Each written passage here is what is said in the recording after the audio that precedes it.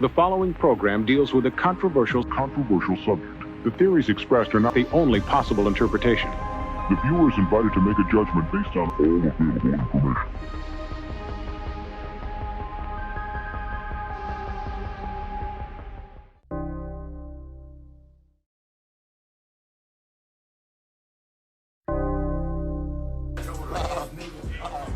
I can't show y'all the other vibes.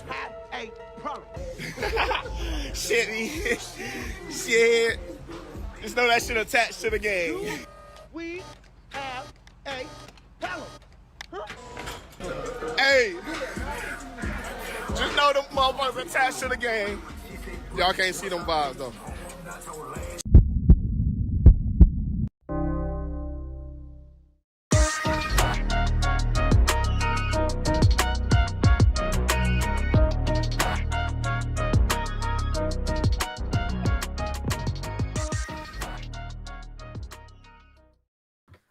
Do you think Jaw gets pissed off if his friends like make fun of him about that movie? Yeah. Oh,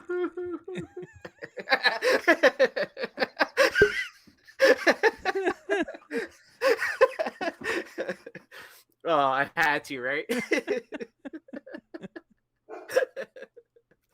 Oh, that's funny shit. Bro. That had me laughing. See, I'm just crying into all the money I have into Jaw cards right now. Yeah. I'm crying into his shoes right now. But let's add in Big Legs to this conversation.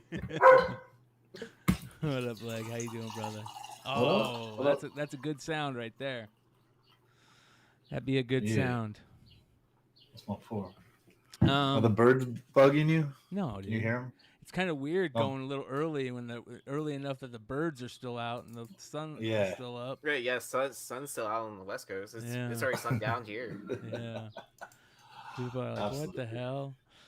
So, a lot of funny stuff to talk about tonight, you guys. Spurs won the lottery. So did the Blackhawks, and the Coyotes might be on the move, which sucks for me. And then, of course, we have the death of Kamala Khan that everybody's talking about, Wonder Woman's daughter, and some other crazy stuff that we'll get into in comics. I want to remind everybody out there, the call-in live is through the Discord. You can find a link to in the description below to the call-in live channel. All you have to do is get Discord app on your phone, set it up to be not push to talk, because it's set up for push to talk as default. But if you're on your phone and you want to call in through Discord, make sure that you change it from push to talk. You don't want push to talk. So that's something that everybody has been having a problem with. But if you want to see how it works, there's an instruction page right above the call-in live section in Discord. You can find instructions for PC and for mobiles. And then, of course, I'm in there right now. And we will see you guys pop up on the screen below me. As you guys can see, that's the Discord audio on the screen there. So, been pretty cool. We've been utilizing the after show lounge quite a bit lately. It's actually been kind of fun. A lot of drunk, crazy people in there, and then including I'm not drunk, but I'm super stoned. I am definitely stoned and crazy. If you hear my lighter, you know what I'm doing. Yeah. And our buddy Tim Hardweek comes in there and goes, "Hey, I pulled a superfractor shortstop for the Red Sox." Oh wow, that's pretty damn fucking amazing. So if you guys want to see that, go check out Saturday Night Show. We talk about it. That's pretty nuts. That happens in the after show lounge section. So very interesting. And he didn't say "let's go" throughout the entire time he was doing it too. So. Yeah. Who pulled it? I don't even know. So he goes by Hardweek on IG. He's usually in the Discord. He helped us out do a bunch of sound testing back when I was doing all that crazy sound testing stuff. But yeah, man. James Harden has the Phoenix Suns on his radar. What the hell? Oh God. Harden and Durant together again. All right, here we go. Yeah. Yeah. Okay. Westbrook too, or what?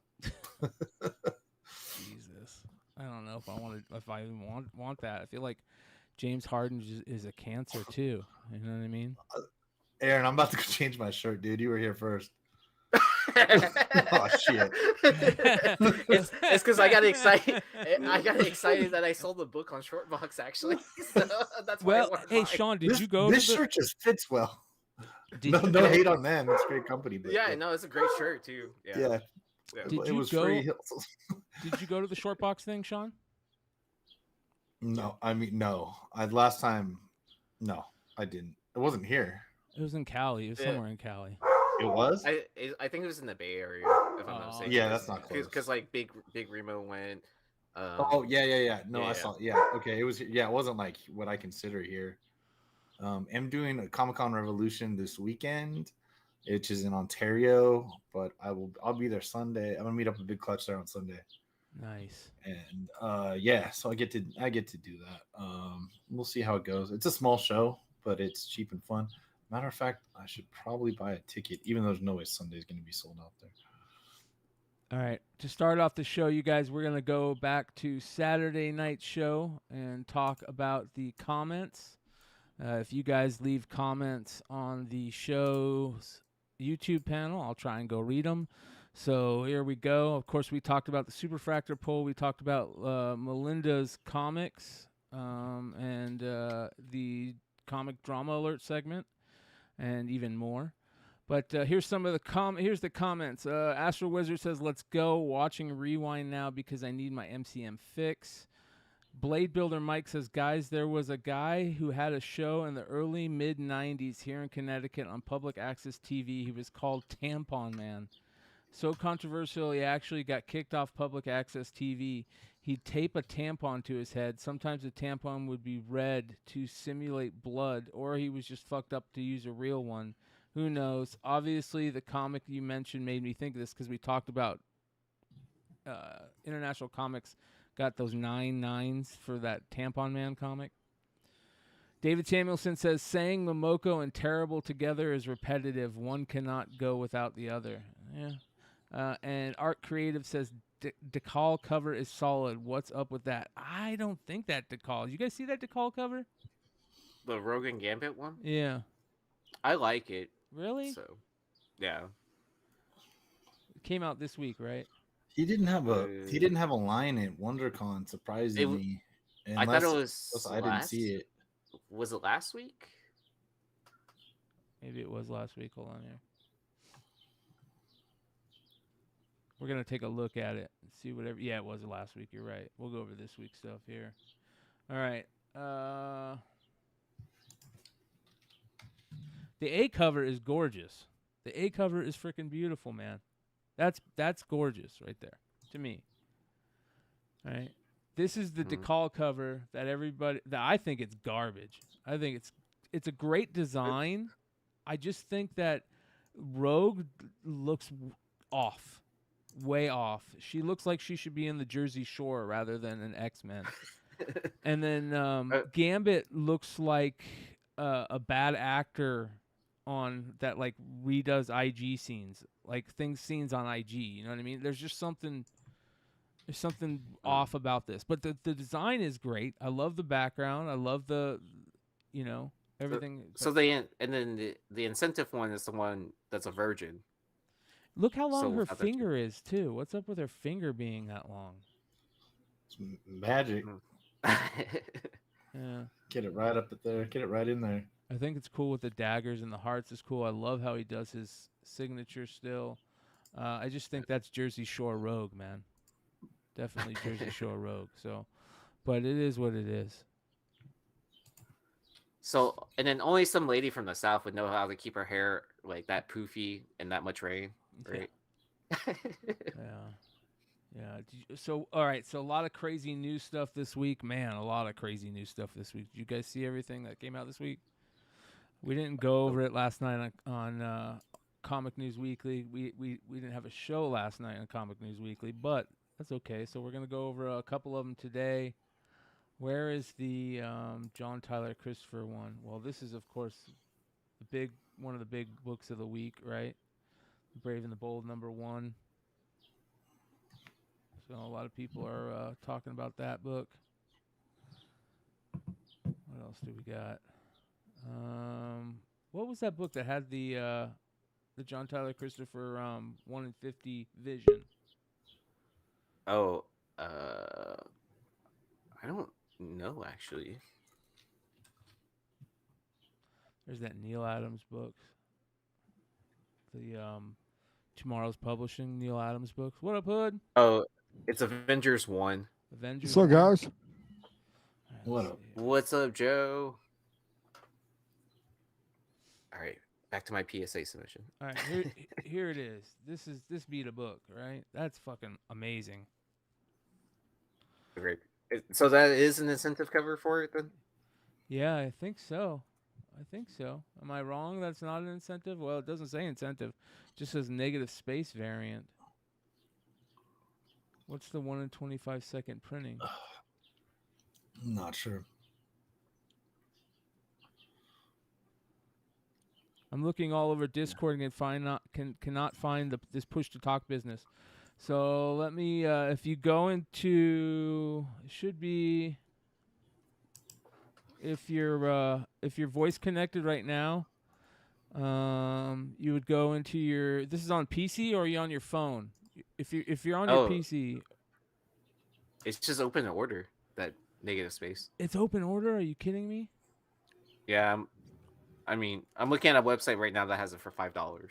It's in voice and video in your personal settings. If you guys just go to the settings, go to voice and video, and make sure it's on input mode voice activity, not push to talk. That's what you want. So, all right. Let me go back to where it was. Yeah, man, that's a great open order book. Yeah. So, be on the lookout. Shut up. Shut up. Maybe he heard me. Is that my birds? No. Are they annoying? I can turn them on. No, I was just doing it because Hood did it. No, my dog. So yeah, there was the comments for last week. What up, Hood? How you doing, brother? Good, man. What's going on? Yeah. We're here to talk about Echo and how great she is. No, Bro, they made the show? yeah, it's coming out in November. Did you hear about those drops that Disney's doing? No, Yeah. what drops are they doing? Which show? Like Echo is supposed to happen in November, and then instead of doing it episode each week, they're dropping it all at once. It must be pretty bad. I mean, that's what a lot of people are saying, that it probably sucks, and that's why they're dropping all three all the whole season all at once. No, fuck it. People are gonna watch it anyways because of Red Hood. Yeah. And because of me. Hey, are we live or what? We're live, Yeah. brother. We're live. We're live. Oh, In New sorry. York. Yeah. So, all right, real Hey, quick. what are they gonna kill Kamala Khan or what, bro? Oh, bro, we're getting into that, my friend. You are perfect timing. So, shout out to our boy Lefteros. Love his IG page. So here's the new comic books of the week. Batman Brave and the Bold #1. It's that first appearance of Helen, which is a new Tom King story with the first Batman and Joker encounter, which is interesting. Batman Superman's World's Finest 15, first full and cover of Ultra Morpho. Who cares? Vigil #1, introduction to new Vigil team members and villains. Is around the storyline. New DC. This is a gorgeous Raza cover. Wonder Woman 799. It's a B That's cover. the one to get right Yes, there, sir. bro. Yes, sir. And then the Avengers, the Christopher variant. It's just beautiful. That's a great book. Ghost Rider has a first appearance of a new character called the Broker. Danny Ketch, Ghost Rider #1. Hulk Annual #1, first appearance of the Eldest. So crazy Gary Frank cover there. Miles Morales, Spider-Man #6, first appearance of Hightail, and introduction to a new villain team called the Cape Killers. Yeah. Passed. Yeah. And then some second and third printings are out there, so be on the lookout for those. But yeah, man, this is kind of interesting news. This Kamala Khan craziness. Did you guys read it? What did I miss? I don't understand what I missed with Kamala. They killed her off, bro. In what, the comics? Yeah. Yeah, she'd be dead. Yeah, dude. Okay. Oh, I thought you were talking about. Allegedly. Yeah, I Oh, saw she's her right. on. I saw her being herself on a big screen because I went and saw Guardians again today. So Nice. Yeah, I'm pretty Yahoo sure she- Yahoo Entertainment is even talking about it, man. Well, is she gonna be brought back in Krakoa and then become a mutant? That's my guess. That's my guess. That's a great guess. Z or Z. That's a great guess. Z. Yee.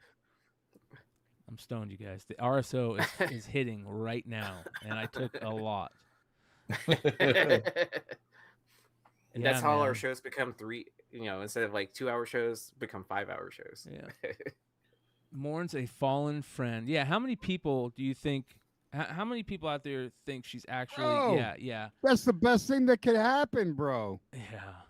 Yeah. No, because when she comes back, she'll be more expensive. And you can finally sell your second print. Yes. Yeah, man. Yeah. Listen, we all know she's not gonna die. We all know that. Why's Peter holding her like that, dude? I don't know. Clutch in the house. I fucking knew What's it, up, dude. Clutch? Look at the way he's holding her. He's holding her like Gwen Stacy, bro. They had something going on, dude. I'm telling you. It's gonna be an interesting play, dude. There's the other. That's a pretty dope cover, to be honest. I'll tell you what's going to happen in this book. She was faking a pregnancy, and Peter fucking like strangled her to death. Not gonna happen, Hood. I And can they tell think you it's that the for goblin. right now. And Peter faked it to where they think it's the goblin, and he's going to get away with it. Yeah. Bro, can you imagine that in a comic book, bro? Not gonna happen. Not right now. That's for sure. Damn it! Hey, brother. it would change the game, bro. I think the play about her coming back as a mutant is pretty smart. What else is there? I haven't heard of any other thing else out there that's going on. Like, is there anything else that people have any ideas on, any thoughts on, other than she's coming back? Why? They're definitely not going to kill off a character. This is the other thing that's so stupid, man. They're not going to kill off a character that has a stretch of movies and TV shows coming on. So I don't even know why anybody cares. Oh, and about this. that's getting really good reception. Yeah, nobody cares. Like about yeah. I mean, because I thought they were trying to tighten that up too, like try to be like a little bit more coherent with each other, right? Then they should kill everybody. This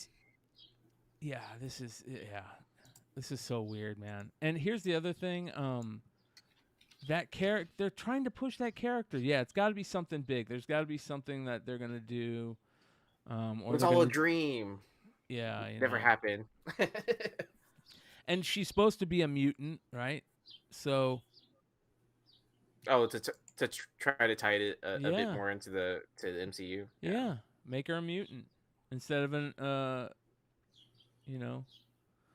inhuman. Yeah, an inhuman. I don't know. Don't buy. I mean, buy that book. Check it out, I guess. But I wouldn't buy that on any spec level. One shall fall, and they got like what's that bunny rabbit character, White Rabbit or whatever, on there. It's like what? Are you They had kidding? the bunny rabbit on there. Yeah. Let me see. The White She Rabbit. What's did her it. name? Yeah, she did it. Oh, Fly- isn't it White Rabbit? Yeah. Isn't White that just her Rabbit, name? Yeah. Yeah. Yeah, they kill a hero once every 12 months. No surprise, it's her turn. Agree about the mutant turn. Good. John Romita Jr. at his best. Yeah. That's actually not a bad John Morita Jr. cover, to be honest. It's not a great cover, but it's not a bad John Romita Jr. cover. right? Somebody probably helped him, dude. It was He drew AI. he drew the Mary Jane at the top, and the We're artist terrible. goes, dude, I'll do No. the other characters, dude. Please stop. No, he did the AI thing. He's like, base this cover off my artwork. Bro, Off my dad. I want to show you guys one of the funniest things ever. It's not the it's funny, and at the same time it's really really good, dude. There we go. So I getting ready for the show tonight. I got sucked down a comic book rabbit hole, and on YouTube. And I think that we've kind of talked about this before, where we thought, like, wouldn't it be like a great show to just have like cameras in a comic shop, like a real tried and true comic shop that's been around forever, that's got people coming in. There's always this great conversations, right? And there's this channel, the Comic Book Palace Reborn, that I found that this shit's crazy, dude. You guys got to check this shit out. Tell me if you guys can hear this too. Oh, it's with that big fat owner. Bro, like, this is nuts. All right, tell me if you can hear it or if there's an echo here. Hold on. Wait, can you hear it? It's not been filed already this week. The old. Yes, no? Can't hear it? Okay, hold on. Let me fix that shit. All right, let's go. You guys are going to be taken into the Matrix really quick here. I've seen a few of these episodes. You've seen these, bro? This is crazy, dude. I couldn't believe this. Watch this shit. McFarlane stuff? Yep. And Eric Larson. The hell is she? Exactly. That's why I bought it. It's Marvel Movie Classics or whatever. Adapted from the classic novel. So I guess Glenn is the owner. I'm taking it, and this is just a customer coming in, right? And you could tell, classic old school comic shop in the middle of I don't know. It's probably not the middle of nowhere. It's probably some major city, but it's been there forever. Sells everything. Novel. Yeah. H. Rider Haggard. Yeah, they got a bunch of. That's issue 24. They do a bunch. They do a bunch of them. It says that's automatic. You need it.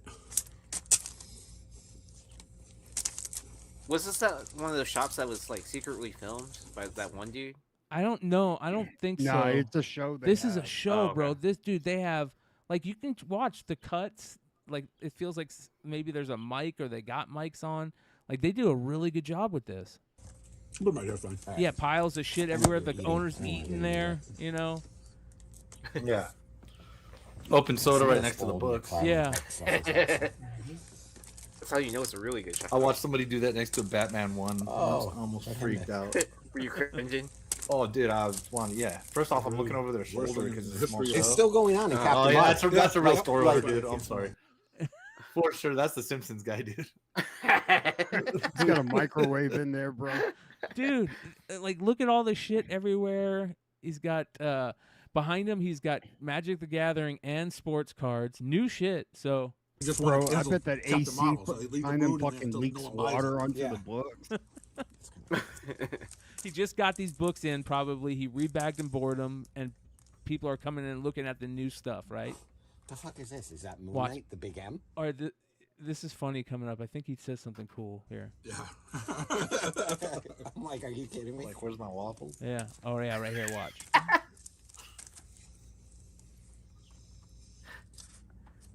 Is that the First, first Dominic Fortune? First color. They used to be in a magazine.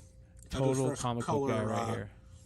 Oh, what is he? He used to be in like the Marvel magazine stuff, Yep. like the The oversized black issues. and white Yeah, stuff. Yeah. That's his first color appearance.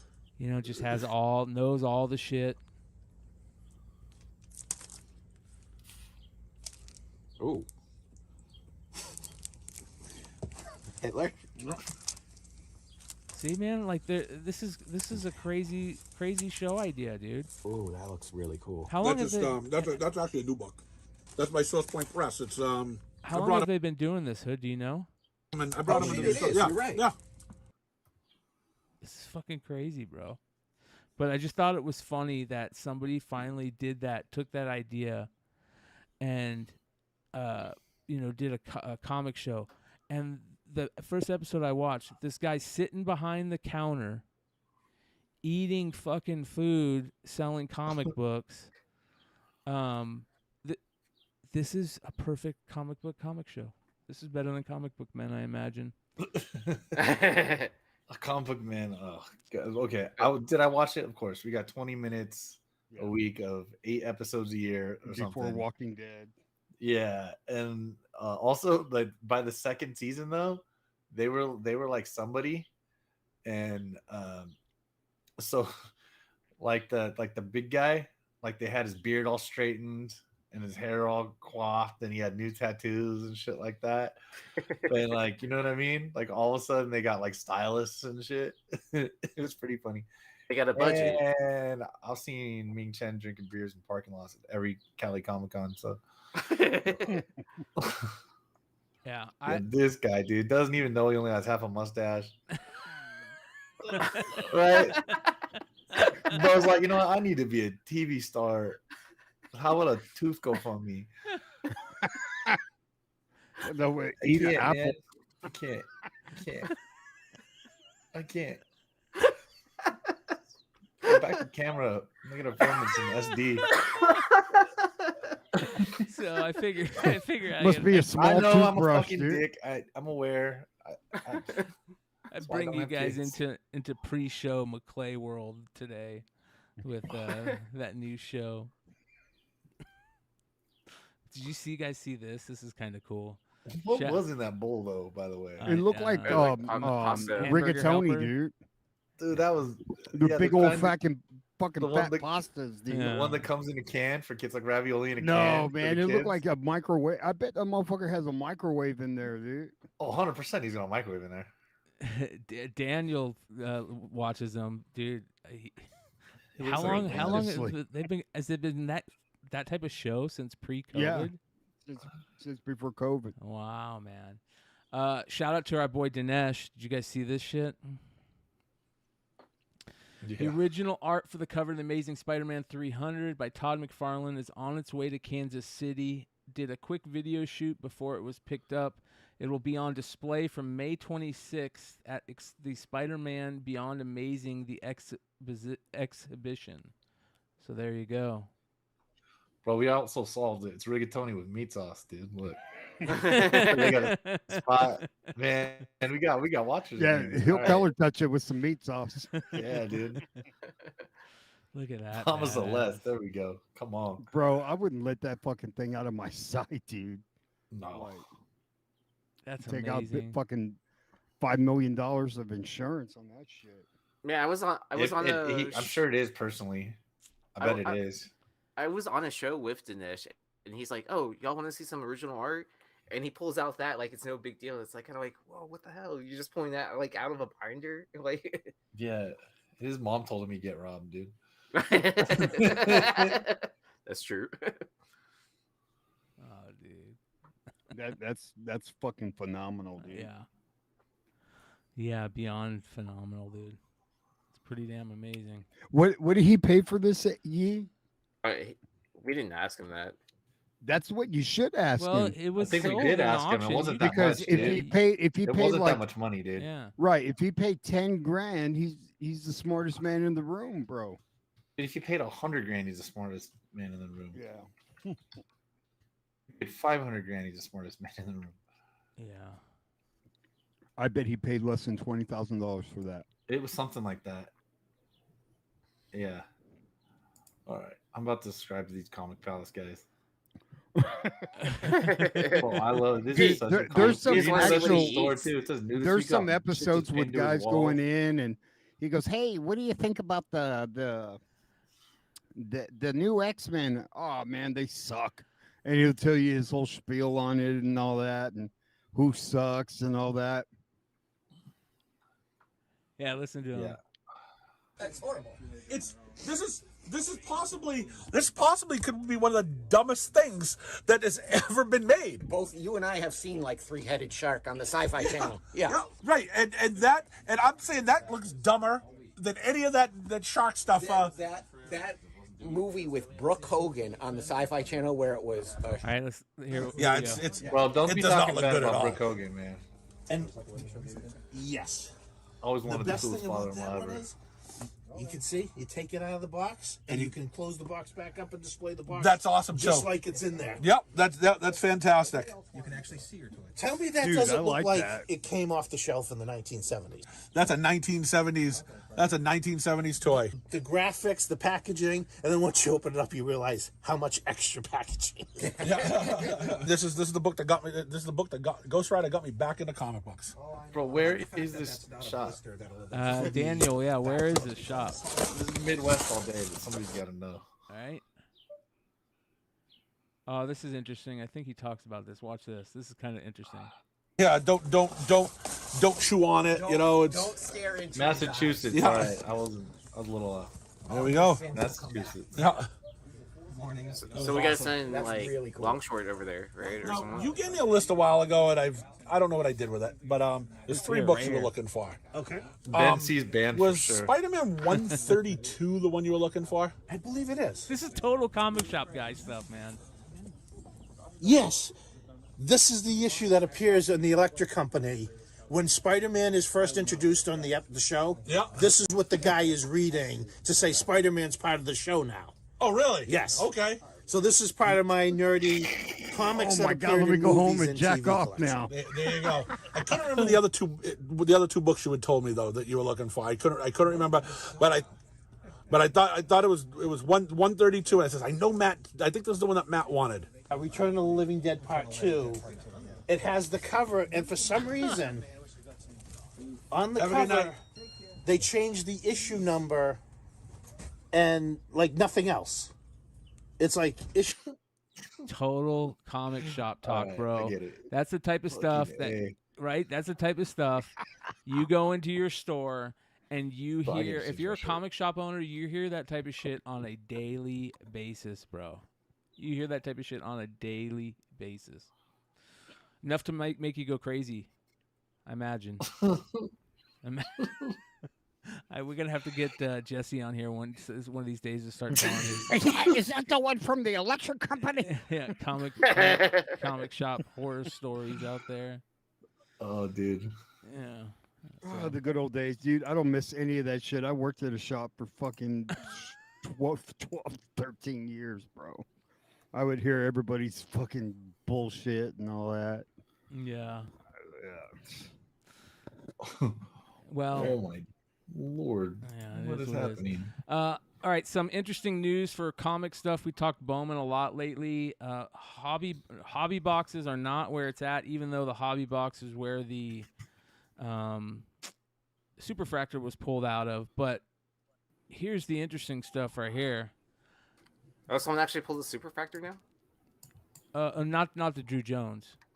Oh, okay. Yeah, a guy from that okay. watches the show that we talked about on Saturday. Oh, yeah. I know what you're 2023 Bowman mega boxes are headed for hobby shops this year instead of retail. So it says here, the fact that 2023 Bowman mega box baseball exists shouldn't be a surprise. The addition of hobby to its distribution might be. The patterned chrome spin on Bowman baseball has been around for a while now. For several years, it was exclusive to Target. Then it became wider, but still primarily retail exclusive. This time around, hobby shops are an option as well. So that's kind of interesting. Look how beautiful fucking... Dude, mega box refractors look so good. So, is that going to drive the price up? Yes. Yeah. That sucks. Yes. Oh, but it should be able to, like, if you're good with your local card shop, then you should be able to get like a case if you really want one. Yeah. Of this. I mean, that's that's my tip. for Right everyone now out at there. Aspen Dental. Yeah. Interesting. Is that me? No, that was me. Huh.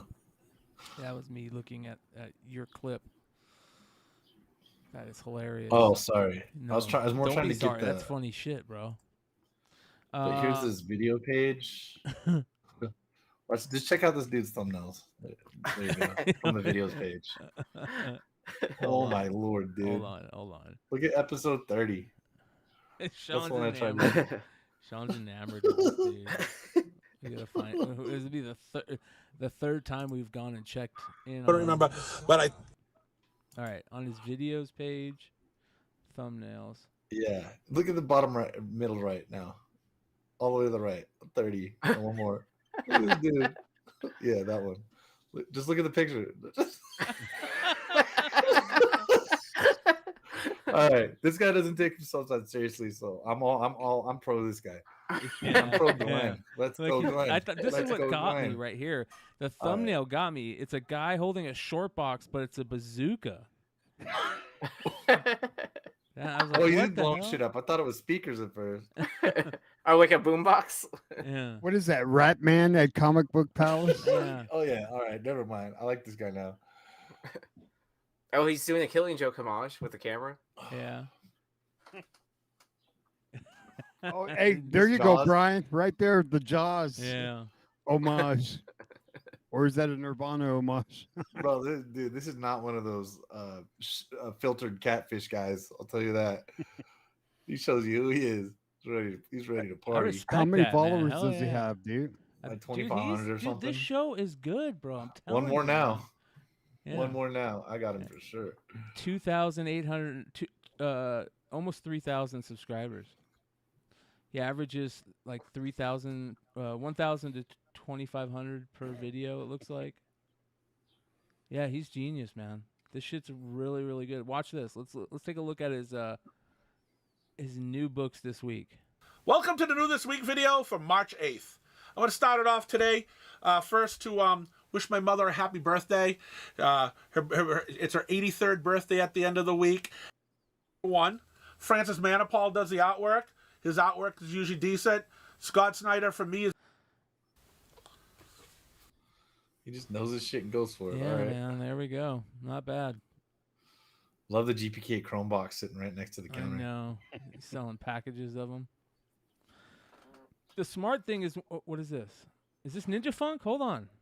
Welcome to the New This Week video for January 25th. Let's see what he says about Ninja Funk. I'm going to start off with 007, number 6. American Jesus, number 3. Where's Ninja Funk? Mark Miller. Thank you. Hold on, I'm looking for it. We had Archie versus the World, number 1. We've been wanting. Lovecraft Cadith, number 5. Oh, so he just goes through and talks. Lovesick, number 4. Holy crap. Another Mark Miller book? 2 in a week, too? Wow. Magic Order, number 1. How is the guy in Massachusetts not saying Mala? I know, dude. This is the final volume, Manifest Colin, Destiny, buddy. volume 8. A great book. Had to Because get fired at it the is end, though, Miller. because they didn't know how to put the books out on time. Mysterium, number 3. Bro, look at that old cash register Or behind book him, 3, dude. volume 1. Who knows? I'm telling you, this Who knows? store has probably been there since. Bro, 1980. Nightwalkers, what hit that number chair smell 1. like? Bro, Cullen Bunn. he's got a lot of hand sanitizer Bunn, around. Miller, 2 hardworking guys here in comics. This is And what a now comic store we've got should look Ninja like. Funk, number 3. Who doesn't like this cover? I mean, it's been redone over and over and over and over again. Once Upon a Time at the End of the World, number Yeah. 3. He's I classic, have to bro. give credit. All right. I don't know if he's finding. It's worth I'm going surprised he down. didn't. No, you just like it when people are going in the shop buying stuff and asking questions about books like the how it happens organically. I don't like when he's going over solicitations and stuff like that. So Yeah. Those, by the way, those the thing about the mega boxes that are so great is the fact that the autographs are so easy to pull. Those mega box autographs are so easy to pull in mega boxes, or they used to be in the past. I don't know what they're like nowadays, or with the new set, but I was getting like 1 every 3 boxes, I think. And in 2019, I must have went through 200 mega boxes, man. Shit you not. And Oh wow. and they're $14 a box. You know what I mean? Back then. You know what I mean? Anyone has a light? Yeah, so Terramar Johnson, that's a pretty looking autograph. You got a bunch of new refractors. They're going to do a black Mega Refractor 101, a red Mega at 5, an orange at 25, a gold at 50, a green at 99, a blue at 150, a pink at 199, and a purple at 250. Great stuff. Go check it out. But let's get into it. The thing that everybody is talking about, everybody's going crazy for, is the Wembanyama stuff. What do you guys think? Hood, you're out there in Texas. You guys a little excited? Oh, about the Spurs getting him? Yeah. I mean, it's clearly rigged. But... Yeah. I mean, I live in Houston, so that's like 4 hours away from here. I barely follow the Rockets, so I don't know why I would start following the Spurs all of a sudden. Didn't they show the image before? Before the actual lottery drawing? Yeah. I don't know. What's that? Didn't they show? Do you care? Oh yeah, the lottery happened before they showed it on live TV. Yeah. Like I got an alert on my Twitter, and I went, "Get the fuck out of here!" Right? I couldn't believe it, bro. I was so. Hey, here we go, baby. Here he is in Paris. Joe's the one, bro. Look at how about the Joseph site? Hey, these are going out to CBCS, bro. Here's his family in Paris. Bro, it couldn't have happened to a better team, baby.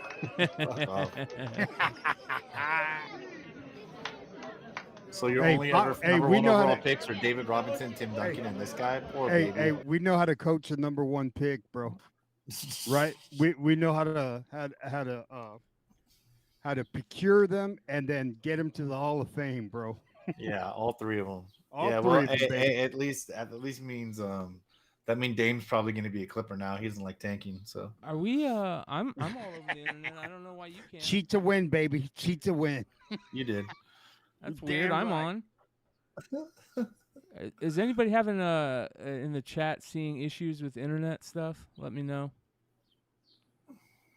Might be having issues right now. I can't figure it out. Wembanyama, mama.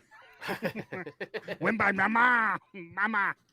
Well, I'm gonna have to change my saying. Instead of mama, I'm gonna go Wembanyama. Oh boy. Yeah, the craziness is the story about the Bowman already coming out, right? People the already Bowman going U. crazy for it. Yeah. Is anyone on this panel going to chase after his autograph in Bowman University or Bowman University Inception? Not me. Yeah, I don't care. It's like buying anything draft, right? For sports cards. I'm like out. If you don't sell it, if you don't sell it instantly, you're stuck with it, right? Yeah. I'm out on basketball prospecting, dude. Look at what's going on with freaking Ja Morant and Zion Williamson. Like, oh yeah, it's baseball prospecting is the only prospecting. Bro, you know why that's going on? I told Big Lake, Kawhi Leonard, it caused all this shit, dude. But the time management, and they see that he gets away with it, so now these players, hey man, we can make all this money. We can play half of the games. Dude, I don't know the answer, man. That's a fact. Yeah, dude. I mean, it's not. Yeah. GT Key, he plays in France. He's out of Paris. He played on Tony Parker's team in France, bro. Hey, Red Hood, is that the same team as the Ho You Fat? Is he on that same team? No. No? I don't think so. Do you know who I'm talking about? Yeah, that big. There's that French player or whatever. I forget what team he's on. I thought he I was don't think it's that team though. It's like what? Look the Metropolitan 92 or whatever, or 93? Bro, is that the Wembanyama card, dude? Yep, there's his first. Look at that. It's the Bowman U. This is out of Inception. Bro, that's gonna be expensive, dude. Well, did you see on the Bowman University Chrome edition that he wrote he inscribed on his first autograph card ever or something like that. Yeah. Oh, he wrote that? Yeah. He inscribed that on his very first card he signed. Bro. I think that's going to be the card that everyone chases out of, Mhm. and it's out of a 99. Yeah, it's so it's like it's realistic to hit, right? Unless it's a redemption. What are their tips? So they say tips to remember when investing in Wembanyama rookies. Buy parallels. It's often better to have one numbered parallel rookie card than 10 of the base version of the same. Before buying a base card, look at the PSA population report for whatever you're considering and how the populations line up from star rookies of the past.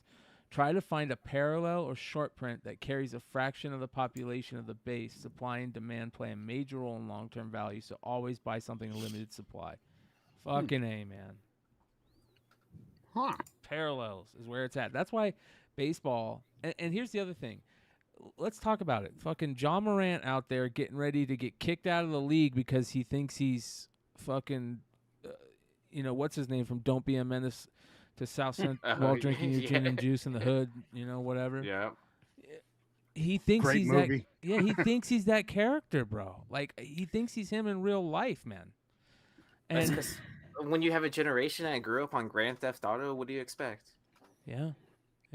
Like I heard a good argument today that He's trying to get kicked out of the league. no, man, that the state he's in is like they have open and carry, like it's not against the law in Tennessee, so they can open and carry and flash, have the gun and it's not a crime.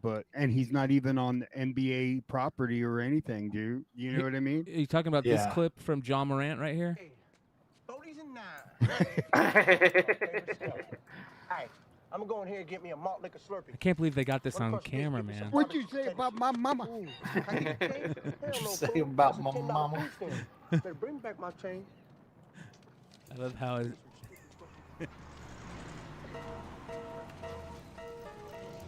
What's up now, you pretty punk chick?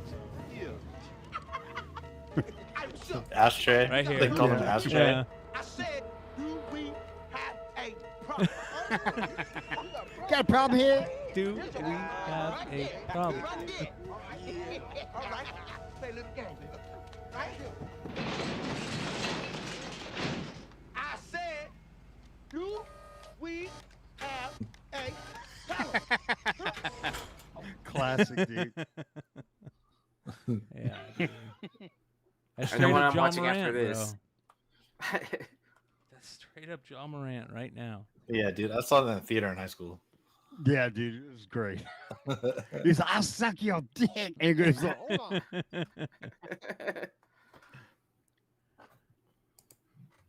hold on John Morant, because it's happened again. This is over the weekend where he was on somebody else's Instagram Live, and it felt like there were 150 followers, maybe less than that. Then all of a sudden, that video got leaked. Then all of a sudden, it was a wildfire. And John Morant's been suspended by the Memphis Grizzlies. And if you go back to, what was it, March 3rd, when he had this to say. I made, a terrible decision, but being away from, my team definitely, what hurt me the most. I sent message to him, apologizing and stuff, but it's better to, talk to him in person, so. And then go right back out there and do the same exact thing. He's crazy, bro. So again, dude, it's just dumb, dude, because they're not. I mean, I'm just saying, this isn't new. It's gonna happen again over and over with people. They sort of undercover Damon Arnett from the Raiders got indicted on the gun charges that he got off on last year because of new witnesses or something like that. I don't want to say it wrong, but it doesn't really matter. He's not in the NFL. They had to cut a first round pick. But I don't know, man.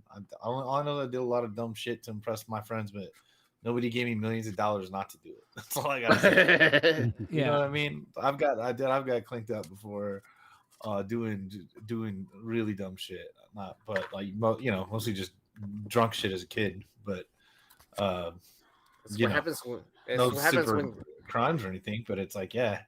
And I don't know. And I mean, to be honest, maybe he should, to a degree, have a some sort of bodyguard or something like that. You do want to hang out with your friends. And I don't know. Your friends will It get just you in sucks. trouble, bro. And Zion just gets hurt, man. So it I don't know. I think Jaw will be fine. I think now's a buy time on Jaw. If I'm Memphis, I trade him. You got to hold, dude. This is my chance to chance to complete my rainbow now, though. I mean, people are throwing up. People are throwing rainbow. There we go. People are throwing up rare cards for starting them at $1. So I mean, like, I'm not complaining. I'm not saying which card I'm chasing after in case someone tries to outbid me, but I am eyeing a couple cards out I there. bet you Memphis is shopping him right now, dude. Dude, Zion I don't know, was it's Memphis, dude. Wembanyama. Zion was Wembanyama a couple years ago, bro. And now his cards are $10. You know what I mean? Like, Wembanyama is special, bro. Zion, so you're saying buy the number 2 pick? Gotcha. Zion they were saying the same thing about Zion. Zion's always been like, when he was at Duke, like I heard people say he was lazy. When he was in high school, I heard that he didn't want to play. You know, he caught on because of social media and his dunking ability or whatever. But this kid don't want to play, man. He's not ready to play. Like he says he's hurt, but then he'll go out in the gym and dunk and throw down 360s and it's I remember like, people it's saying a mess, bro. The same thing about Wembanyama. I know they're not the same players. Wembanyama is taller, he's skinnier, he's got more handle, but people were saying the same shit about Zion. Zion's special. Zion's a linebacker that can play guard. Zion's got handling skills and man, he's going to be stronger than anybody out there. It's like people were calling him the Bo Jackson of basketball and shit. I was like, are you kidding me? So that's why I don't fuck around with prospecting. Have you seen tape of Wembanyama? Yeah. Oh yeah, bro. Oh yeah, man. Like here, you see the way this guy can shoot the three. Let's go ahead and watch him. Yeah, and then rebound his own fucking three. Yeah, dude, he's got dribbles, dude. This guy's god. Yeah. How much for that first sign for number 17 right there? Fucking $2 million. Who knows? Here we go. There he is. Look at that. Yeah, he's good, dude. Look, he's really and good. He follows up his own miss right there. Dude. But here's the other question. I'm just playing devil's advocate tonight, you guys. I think this guy's a stud. But here's my other devil's advocate question.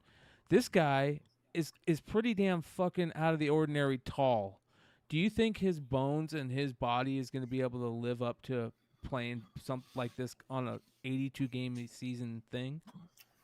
Maybe. I mean, he's 214 right now. I mean, Kevin Durant does. That's about what he looks like. Reggie Miller, these guys aren't big. So dude, Wembanyama is what, thin. 7? How big is that? 7'4", 214. And what is Durant? Like 6'11", 6'10". Yeah, man. So I mean, 5 inches or something like that. But I'm saying, yeah. I know a lot of people that are playing like the devil advocate side or who don't like him or whatever are saying, well, what's going to happen when he goes against like Giannis or someone like that? Like with him being so skinny, like, is he just going to like, or even Anthony Davis, right? Is he just going to like tear them apart? Like, I mean, look what LeBron looked like at 19. He wasn't as thin as that, but he also wouldn't, even if he kind of almost was, he wouldn't have appeared that thin because he's, fucking tall, but he's not 7'4", 6'8", or whatever he is. Yeah. So I don't know. I mean, honestly, yeah, he's the number one prospect literally of all time in the history of basketball by people who know way more about the shit than I do. So there we go. They say best affordable Victor Wembanyama rookie cards get numbered Donruss parallels and Optic hollows, and I agree with that. I think Optic for basketball is the set, whereas Prism is usually thought of as the set. I think Optic is better than Prism on a year-to-year basis. I think Prism's been garbage design lately, and the Optic looks really, really clean, especially their hollows.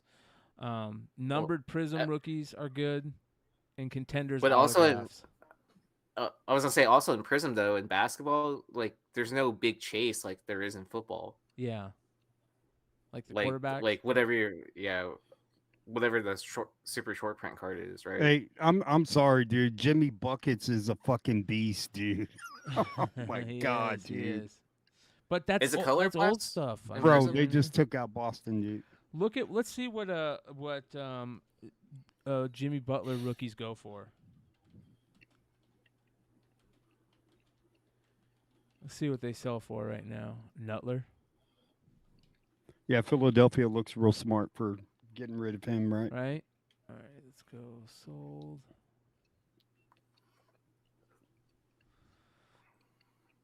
$225 for or best offer accepted for a PSA 10. $200 for a PSA 10 Prism. Just base. Yeah, just base. Yeah. Nice. Yeah, about 200. Wow. 200 to 225 for a Prism Butler rookie. 260 from Probstein. 500 for a Prestige Auto. I want to see a Prism. Oh, like a refractor. Yeah, 2012 was a great set, man. Select. I also love Select basketball, old school Select basketball.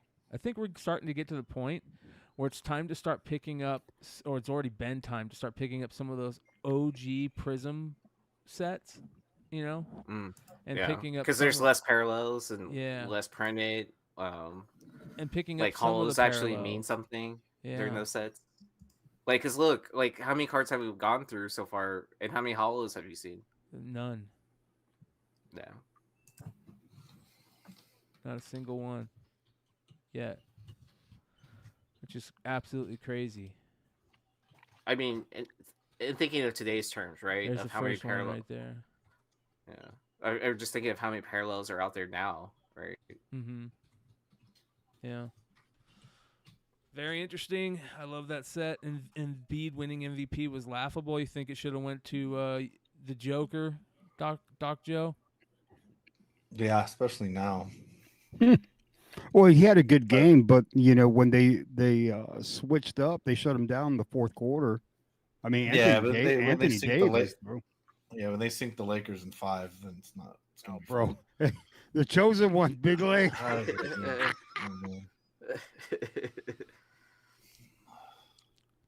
Bro, I didn't realize you really hate the Lakers that much. Dude. Well- Hey, I respect that when someone goes, like that. I know that feeling, bro. I won't do that again. Imagine man. growing up in LA with only Laker fans and not being a Laker fan. That must be pretty hard. That sounds horrible. Well, Yeah, did you it was guys? I hate to give you some more pain. Did you guys hear about the Kaboom, the new LeBron Kaboom card? Oh, out of 10, that is his record-breaking shot, right? Yeah, that's the pose that right after his record-breaking shot, they made it his Kaboom out of Crown Royale. Oh wow, that's and they're bringing cool back thing. the out of 10 Kaboom golds. I think that's cool how they're doing that, man. And I love those type of cards like this, the Kobe tribute dunk card, That's a good card. the Kobe and LeBron guarding each other, the LeBron throwing up the chalk in the air card. Those are my favorite cards, man. I will say I do like this Kaboom because like instead of it being like some artist rendering picture, it's a photograph of him actually doing something on the court instead of like some weird like image that's like blown out of proportion or whatever. Yeah. Yeah, that's cool, man. That's super cool. I like that. If you guys don't know, go check out the Discord. In the Discord, we are setting up a page for this type of stuff. It's in the niche collecting area for comics, but there'll be one for cards. So I have a sports cards, most beautiful cards, and I'm going to start putting things in here like that Kaboom card, like the LeBron cards, like the Pee Wee Reese Bowman card, those type of things. So back on the Crown Royal, I found out that they got rid of that sequence numbering like that they had last year. Good. Yeah, so like I mean I'm sure there's some sort of number on there somewhere, right? And someone's gonna eventually crack the code, but it's not like it was last year. So yeah, at least they're slowing it down. Yeah. I hope not. I hope not. That would suck. That would really suck. Yeah. But or like what they did for 1-in-1, right? Where it's like kind of like, oh, if you have the sequential order of these numbers, your hits are in this section. Yeah. Yeah. Bullshit. All right, let's we don't have too much going on this week that I can think of for comic book drama alert. What? But I do have a little bit, so you guys know how that works. Let's get into it. Drama.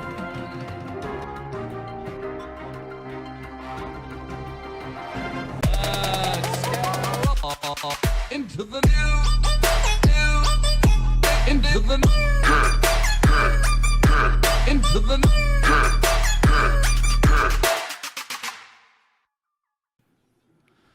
All right. Starting off with some interesting card stuff. Shout out to our boy Chris over at Rip and Wax. Let's listen to this. What's up, what's up? What do you know? Another video, 2 days in a row, brought to you by RW. So, here we have it. Tops. Bowman Sapphire. Told you guys Dutch auction. Some of you guys doubted me, wondered where I got the information from. Let's just say a little birdie told me. And look how close I was on the prices. $350 floor, $850. What's the honey hole on this? That's my question. I think it's going to sit around the fives. And if you guys see what I see the hierarchy and the structure of Panini starting to be implemented at Tops. Again, if you're a forward thinker and you're not just caught in what everybody else is doing, you start to see things like this. All right? Again, if you ask me, I'm starting to see Panini sit down with Tops, the strategic teams, and say, hey, what's one of the best products we have? Sapphire. Sapphire's just been sitting there. Not a lot of people have really even been tuned into it. Now Panini's hierarchy and structure that came over is telling Tops, hey, let's implement Dutch auctions here. What do you guys think? And then we can see what the community and the public is willing to pay for these high-end boxes. So do we see this on Gilded? Do we see this on Dynasty? Do we continue to see this on Tops' product, on their high-end stuff? Do you like it? What do you think? And again, have a great day.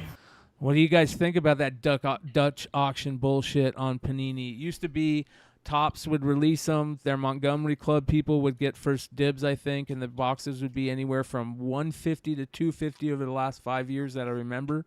Last year's was 200. Last year's was 200, and now $350 floor, at maybe 500 average on those. Well, 850 starting. So you know how a Dutch auction works, right? Yeah. Like as soon as it opens, the price is 850, and then after every so many minutes they lower the price. I think that's insane. Like it got to 350. Was that the price? So no. So like you buy in at whatever price you got it at, right? So you're guaranteed whatever many boxes you buy, but as soon as the product sells out, whatever price is stopped at, that's what what their final price they paid or whatever. But like, so if some you bought people paid $800 a box. Yeah, but I mean, it hasn't released yet. It doesn't release until Friday. And they're gonna get charged $800 a box for it. Yes, I'm pretty sure isn't that how a Dutch auction works? Fuck that if that's the case. I thought Dutch auction worked like this.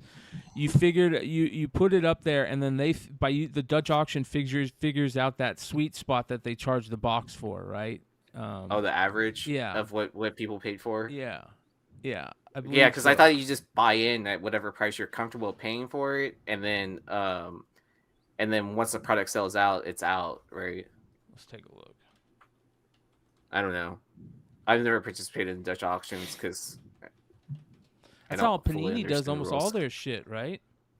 For their first off the line products. Yeah. So, it says here, Panini Dutch auction guide and how they do it.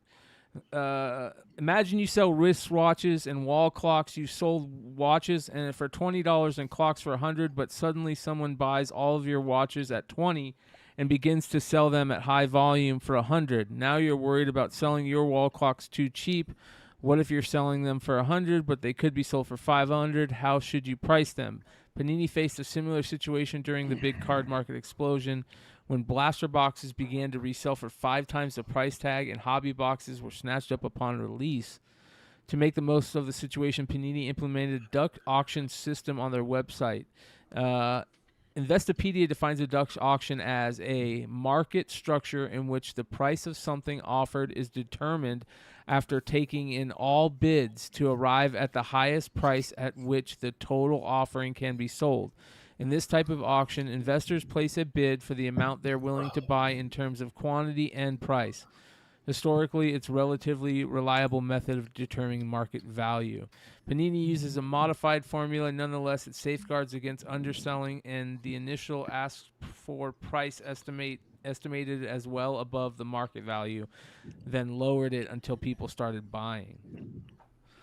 I still don't fucking understand it, so. Yeah. What, the way that it works? Yeah. Yeah, you just, whenever...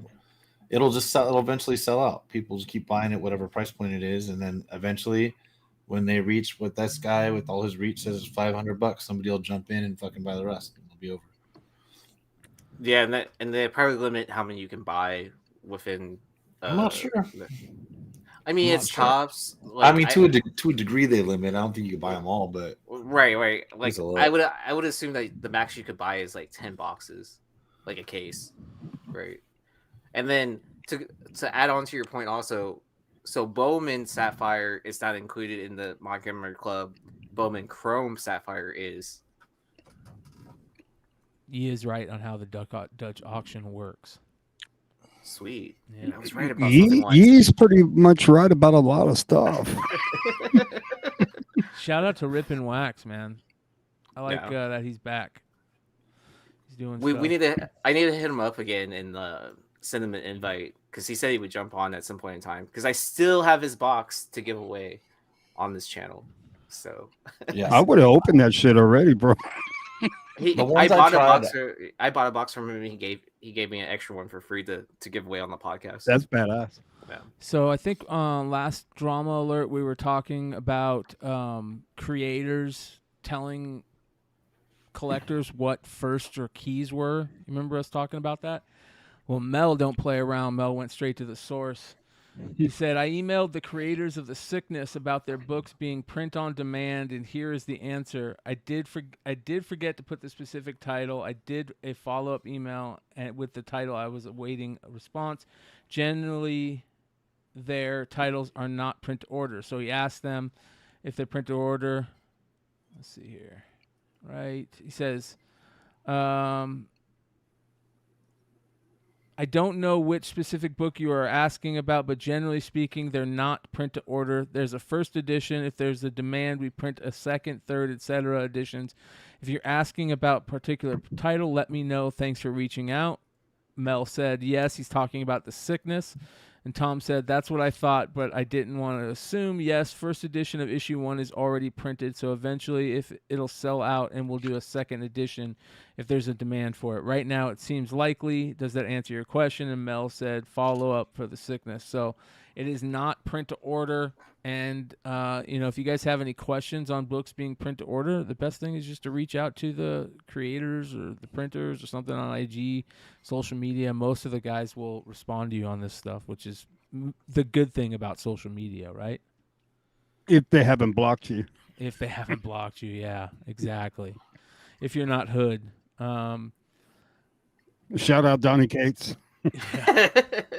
Yeah. I'm surprised he hasn't put a restraining order on you yet. No. I saw. I'm just trying to get markers across the street. Hey, he's still alive, dude. I saw him like talking to somebody on Twitter or whatever, so he's still okay, man. Good for Donnie. I hope he's okay. Shout out Donnie. I've seen a lot of people bitching about this what not sale gimmick again. Slab Mayhem, where they get 10,000 sellers to all sell slabs at cheap prices, so nobody makes any money if you're selling slabs. I mean, my name's right on the screen there. But yeah. I was going to say everyone but this guy. Jesus, dude. Right next to my man, Big Clutch. Are you guys, Clutch and Leg, are you guys gonna fucking sell slabs on this, or are you gonna sell, like, go the other route and sell something that nobody else is selling? I always felt like that was the case when they do the Star Wars stuff and it's all Star Wars all week, that like this is the time to sell Star Trek or something, you know? I'm gonna put them up there, but I'm putting them up slowly for my store. So anybody, if you can go to Whatnot, go in there to @BigLeg, and then please bookmark my Friday show. I would appreciate that. I already started putting slabs up. I'm gonna put more up, and then I'll probably. But the thing is, I'll have them buy it now in my store, and a lot of them will be buy it now, and then I'm gonna run my Friday show. See how it goes. I've only got like 7 up. The cool thing is actually. And this was not. I was going to see if you had a thing up showing the books. If you go to, well, you got to go to my. If you go, actually, for my Instagram, there's my Whatnot is the link. If we go to your, you have it up on your Whatnot. The Instagram is my. If you go to my Instagram, is my Whatnot link. I gotcha. So if you click see what goodies. Big Legs got. So I've got in there so far. So I've only got like 7, but I'm throwing these up. These are cheaper than whatever. You can buy these now if you want. I've only got like 7 slabs. No, this wasn't planned, by the way, on the show. I did put my name as one because I'm gonna go on Friday. I haven't sold in a while. I'm gonna have 50 slabs up there by tomorrow. They're cheaper than are on my eBay right now. Holy shit, nice, because somebody just bought one, so that's good. That's why we're doing this, brother. You did? I bought it, bro. Come on, man. Ain't nobody selling Campbell's without my approval. I knew I had it cheap. Damn it. All right. Seller protection. And nobody's selling J. Scott Campbell without my approval. Bro, I'm just gonna go through my Campbell box with you. Either That's that, what I put told them on you, eBay. dude. You keep selling them, buying them full price, dude. Yeah, dudes email me, dude. Or fucking call me. So I what texted on time? my way to the fucking movies today. What time are you going, brother? I think I'm at 5:30. What time is PST Clutch on going? Friday, Clutch, what on time Friday. are you going? Clutch brother? is at 2:30 PST. So Right. click on Big Clutch. I'm sure he has a link right there. His name's just right where you're. Yeah. Yeah. I had to get your auction going, bro. So I assume he's got to have the link in the. There we go. So this is what Clutch has got coming up. Yeah, he's got bigger, better This stuff. this is where people are going to be. People like Steve Horn are going to be picking off just beautiful cherries all week long off these trees, man. Just the most. Yeah, and I'll be honest, books. I'm gonna have probably at least 10 auctions where they're I'm not starting less than half price. Hey, that's the book that Those are the golds. still owes me, dude. Ugh. Bolo? But Good luck nobody on has that the one. shit that he has though. Look at these 9.9. Nobody has anything that Clutch has. Look, that's the big Walking Clutch the book. That's him in the Skybound, middle. yeah. Look, that's his face right there. Oh, that's crazy, dude. Yeah. Got that But crazy yeah, so wine he's got book. these. He's got So if he doesn't, I think he Shout has out a to link tree ANZ Comics and on Rage there. Theo also, and of course He's our boy already Drew. gone there. Of course they're gonna be on there. Drew's on vacation. Drew's so. gonna be sipping Mai Tais. Yeah. So look, I think isn't that a Finch straight? He's got a ton of good shit, bro. Yeah, and there's a lot more than this, but Yeah. yeah. So I'll be listening more and more. Glad. So anyway, and I'm gonna do that, and I'll run some at half price for sure. I That's don't crazy mind. book right there, dude. Dude, if I sell 5 or 10 fucking books, like I'm good to go, and it'll be worth my time. And like you have no idea, this is the craziest shit. Watch. I don't know how to do it. Let me see if I can show you. This is kind of cool. If you can put me up right here. So I'm in my show. If I go to, all right. So I'm gonna go to. I can't see. I'm gonna go on here. So we'll buy it now. So I'm gonna go. Sorry, privacy screen shit. I'm gonna go to add. All right. So give me a second. I'm gonna upload photos. So I take pictures whenever I get slabs back from CGC. I take pictures. That one didn't work. Albums. One second. Find one not uploaded. It's not gonna work now that I do this. So I go in here, I select, so I have like a folder. I keep them on my phone because I take my slide pictures on my phone. So I go in there, I go to add. All right, let's see if it shows up. And you can't see, but there's a white thing across. You can't read it. The white thing at the top there, it does it. So I go to continue. It actually So scans the consider- slab. So it scans the slab. You go to title. It populates it. Deadpool 5 CGC 9.8 2018 description. Click that.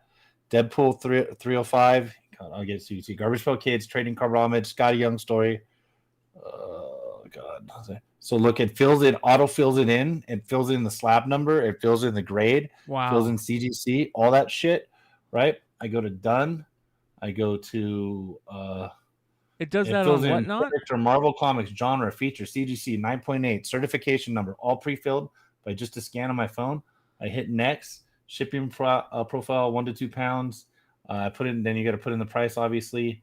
I don't remember what I have this at, so I can change it. Let's say $100. I don't think I have it for more than that.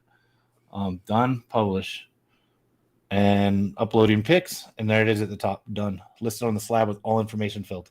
Is that through Whatnot? And that's through Whatnot. Bro, and now I have and it congrats stays to in your Whatnot. all the buy it now stay in your store. Dude, Joe just literally bought a book off me. Is that I'm only sorry. on- See, EB doesn't fucking have that, and I didn't find this out till doing the slab sale thing yesterday. That's amazing, dude. Well, is And that since only I mostly for sell slabs. Only for slabs? Yeah. Yeah, it doesn't work as well with I've noticed the custom labels because it's not. I don't It's think not it standard has label. the barcode on the barcodes on the back, and then if you can't do, it's not going to be like multiples. Like if you have Well- first and second print together.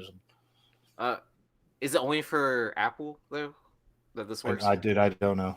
Okay. I only check the Apple. Only phone I've got. So anyway, yeah. To be honest, that privacy filter makes it all effed up looking. But anyway, Let's try and buy all of Sean's slabs right now, Yeah, guys, see so if it- that see if it we give him works. some work to do. It's all cheaper than my eBay. He's all, Please, fuck, I I will gotta ship all relist your a whole shit. bunch of shit. Please buy all this. I will buy all 7 books. I will ship them all tomorrow. I promise. All right, let's congrats to Whatnot on pulling that off. That is something you that's desperately need. good, yes. man. I was I'm on sorry. I was That's on fun. Kaylin's I picked up a Watchmen number 12 that I needed, right? So I was on Kaylin's show, and like you can put notes on your fucking screen, and you can click on it, and Kaylin has a whole shitload of notes of what he's selling. Oh, that's cool. It's fucking the way he has his badass. So the show notes thing right here, that everybody can see that. Mm-hmm. Okay, so I clicked on it. I have not entered any, obviously. Right, but it'll be a little square when you're doing your show, Sean, and it'll say it'll be super small, and the customer can click on it, and it'll show a full screen, like of all the notes of what he's selling and some other things, like this slab will be number 69 in the Slabby Patty sale or whatever. Yeah, like Please don't ask me to sell my best slab on a dollar auction in the first minute of the show. Yeah, I don't need help to write that down. Mr. Egg or whatever you are. What do you mean you need to hire a full-time seller? You got 4 of them right here. What's the deal? What's the deal, brother? Hit us up. All right, continuing on with comic book drama alert. Saw this. Archie Comics to reintroduce classic Dilton Strange Science character Danny Malloy as a transgender woman. Get ready cool. for people to argue. Finally. Yeah, Do you right? remember how big a deal it was that they announced Kevin that they had a gay character? I remember that. Yeah. Yeah, Kevin, whatever his name is. And I was like, who the fuck cares? Of course there's a gay character on Archie. Like, Jesus. By the way, a long-time Archie reader, man. If I gotta pick up. Like I when I go was a back kid, to that. Archie Digest was my back seat on the long road trips, man. Archie Digests were what I Bro, I bet you that cover is gonna sell like a motherfucker, bro. Yeah, it's called Strange Science. No comment. Sorry, bro. That's gonna be a #1 on the top 10, dude. You watch, bro. They're like, what's the most ambiguous outfit we can put together? So is this a trans man or trans woman? I don't know. Like, I'm not trying to be. Yeah, I literally don't. I don't know the answer. It says Danny Malloy makes her modern era debut on Butch Mappa and Ellie Wright's cover to Chilling Adventures presents Strange Science. So it says here, speaking to IO9 about upcoming change, Visagio asserted, I've been wanting to make this happen for a long time, and it's really cool to finally see it come to fruition. I've never wanted Danny's trans identity to be gimmicky. Well, guess what, buddy? It sounds like a gimmick right now. You know what I mean? Like, anyways, it's just time. It's just timely. I don't know if it's a gimmick. It's just timely. Who gives a shit? Because wait, I'm sorry. Maybe I don't care about it. Attention. Is this a character that was already in there? Or is this a new character? I don't know. That's why we're gonna check it out. But here's my only thing. Don't say that you're trying not. You wanted to make sure it wasn't gimmicky, because that you're gonna get hit in every fucking angle. People saying, "What are you talking about? This is gimmicky," even if it's not. Wouldn't you consider it a little bit more pandering to that crowd? Yeah. Well, let's see here what it says. Says, I never wanted Danny's trans identity to be gimmicky, for her to feel like she was only created to be trans. She's talking about her like she's a human. He didn't want. They didn't want. That's how they write, though, dude. Yeah, you're right. You're right. Explain the writer. I hope you're right, because if not, that's kind of crazy. Who herself is also a trans woman. So I'd like to apologize for sneaking her over the line like this. I wanted you to have a chance to fall in love with her for who she is, not what she is. She continued, I'm honored I got to make it happen, and I'm grateful to Archie for never, not even once, pushing back on my assistance on making their books a little bit more queer. I hope Danny finds a good home at Archie with supportive writers and artists helping to keep her alive for years to come. So there you go. If they really didn't want to make a big deal out of it, wouldn't they in like 10 years be like, dude, you know the character's been trans for 10 years? Yeah, exactly. Why would we tell you? Yeah. Or like since inception, I guess is what maybe not. I don't know. Fuck, man. You never know, man. This book could be a fucking hit, dude. I'm just telling you. I hope it is, dude. I hope it is, man. I really do. That's good for comics. We want things in comics to be good. So yeah. But I guarantee you, people are going to be crying and bitching about this big time. Right, because look at the title of the Archie book. Right, Yeah. You know, trans people are they put us calling us a whore. look at the cover. Strange Go up. Science, yeah. All the way at the top right there where it's an Archie whore. Oh yeah. It's calling us a whore. Jesus. It's a good cover, to be I thought it was funny. Anyway.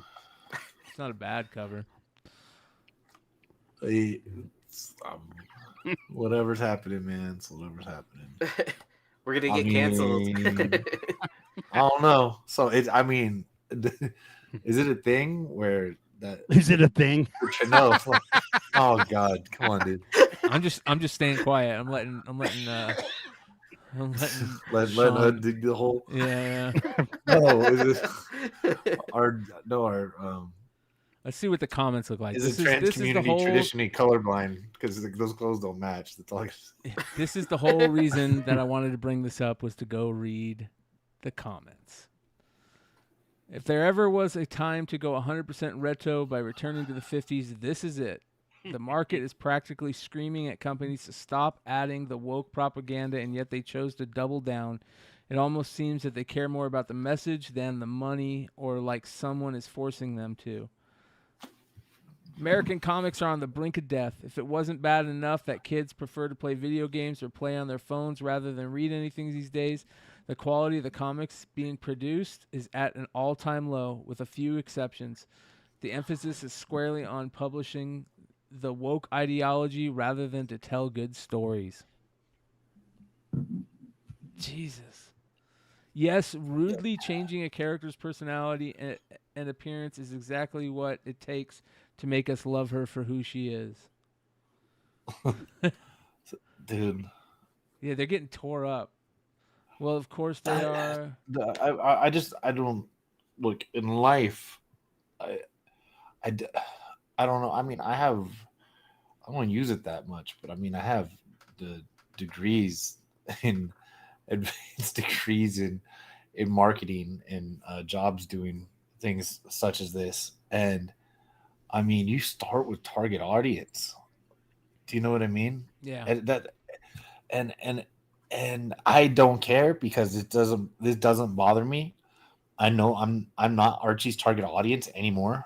Okay, so I don't care. This doesn't bother me. They can do this all they want. This takes nothing off my plate in life. But like, listen to your crowd. If your goal is to make money, I mean, are you changing the world? Are you making money? Or you don't know the difference? I mean, I'd love to know what it's causing Archie fans companies think about it. to lose money. Yeah. I just doesn't. Yeah, it doesn't. I don't know. It doesn't.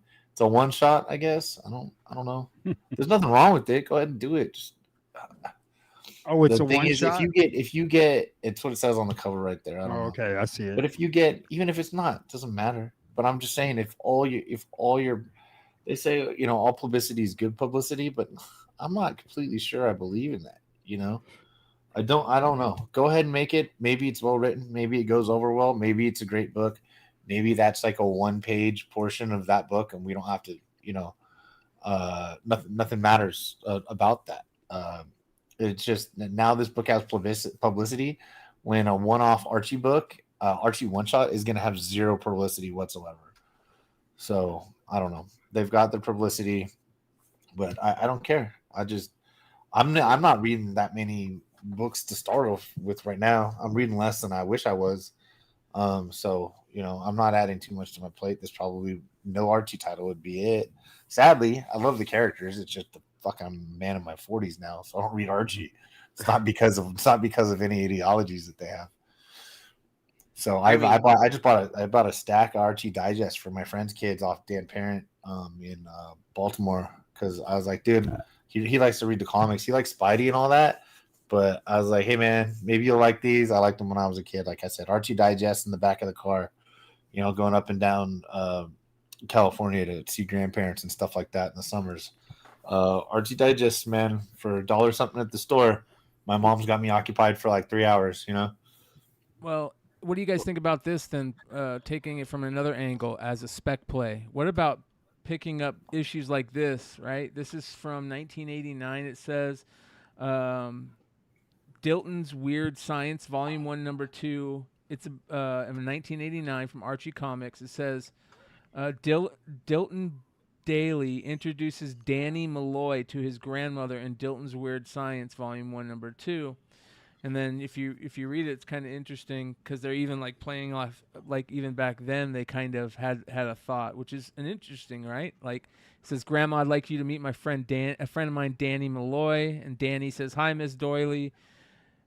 The grandma says, Danny, it's a pleasure to meet you, son, but you should work on that grip. And Danny says, son, and then Dilton says, but Grandma, Danny's a girl. And Grandma gets all flustered and goes, I knew that. I was just kidding. I've got housework to do. That's kind of a weird, interesting... Dude, that is a dad joke written by a 50-year-old man and attributed to Grandma. That's all that is, dude. Weird, right? No, there might be something there, Brian. That's the first appearance. I don't know, man. Keep a look on it. This could... Hey, look on eBay. See if that's selling for anything, Brian. Do it. I doubt it. As our viewers are like buying out eBay now. Yeah. Yeah, I bet. Yeah. I can tell by the chat they're definitely going for it. Dude, I don't buy think, it. Yeah. Let's take a look here. Well, it's also, I mean, I don't know what their expectations are from this. Like, DC's tried this like year after year after year, and really haven't broken into that crowd. And they're a major, they're one of the major comic publishers. So I mean, I don't know how Archie's gonna approach this differently. Yeah, Look, I don't know. They're bidding on it's it. a one shot. $14. Who gives a shit? They're trying to make a timely story, and an artist or writer will probably approach them with this and wanted to do this, and they gave them the green light to do it, and people are gonna buy it. So that's buy it, Brian. buy it, dude. No, I'm not gonna. It'll sell. I don't think, honestly, I don't think it's gonna affect the I aftermarket. don't think so either. I don't think so either. Like at but all. It's an interesting play. We'll see how the comic plays out, what the story and the talk about the character plays out. Go to sold listings. Here's issue 1. And that's her first appearance, I think, in issue 1. First awesome issue. Yeah. So there she is right there. I think $10. Maybe. I don't know. Be on the lookout, you guys. If it's something that you think you can move a few of them, it might be worth taking a look at. That being said, a couple more card things that I thought was interesting here.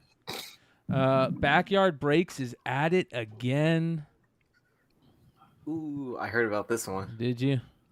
Mm-hmm. So this says here, Sports Card Scammer and Tracker Facebook page, I believe. It says, I was waiting to make a post, hoping not having to make it. I'll summarize. Backyard Breaks got me.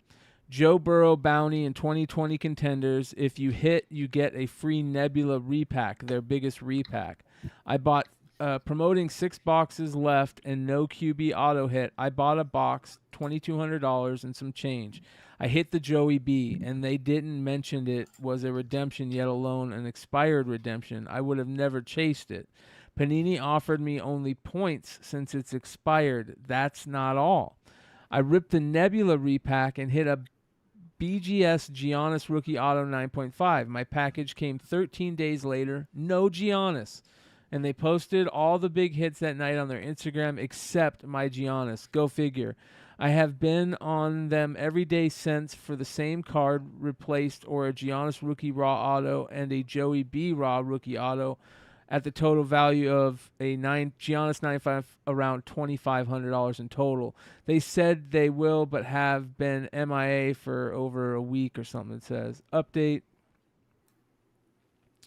Here's from the owner of Backyard Breaks.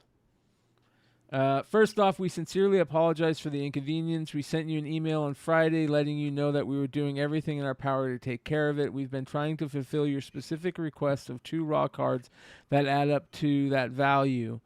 The team has been searching for the cards that you requested as replacements in order to make sure you're satisfied. The team will have your replacement cards ordered by tomorrow. I'll update on you here via Messenger, and we'll send you my number and keep you posted. Thank you. So they're going to go buy him the cards that he should have, what it sounds like, which is a good thing. But not until they got fucking called out for it. Right? Well, why are they selling boxes with an expired redemption? And talking about it being the bounty. Yeah.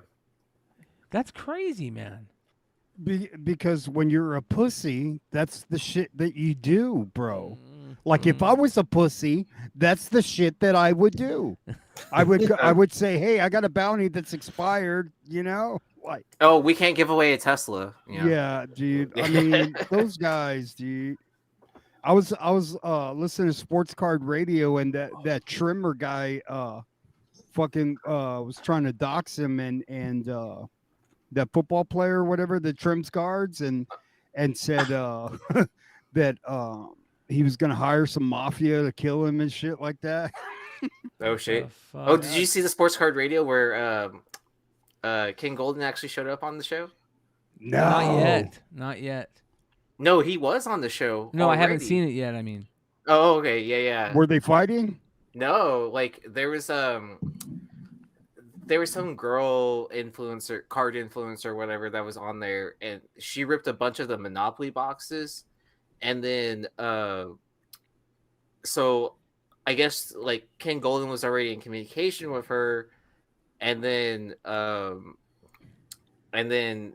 she invited him to jump on the Sports Card Radio, and then all of them were on the show like live. It was like crazy. Like it happened a couple weeks ago. Wow. And they were all civil. Yeah, so they had to ask them a question. They're like, do you really own 5 acres of land, or is it 4.2? And he's like, it is 4.2. So he got them to yeah. That's funny. That's funny. This comes from our drama alert section of the Discord if you guys ever want to put something in there.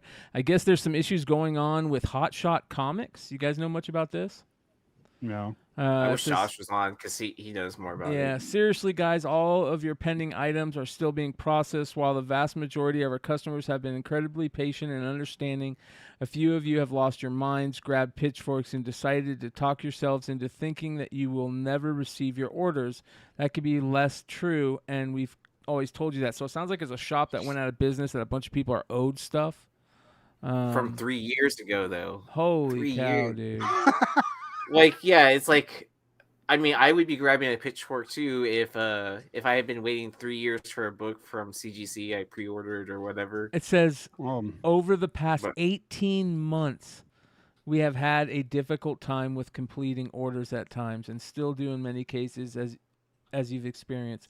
However, at no point have we stopped processing orders, and we are doing everything within our power to fulfill the remaining orders as quickly as we can.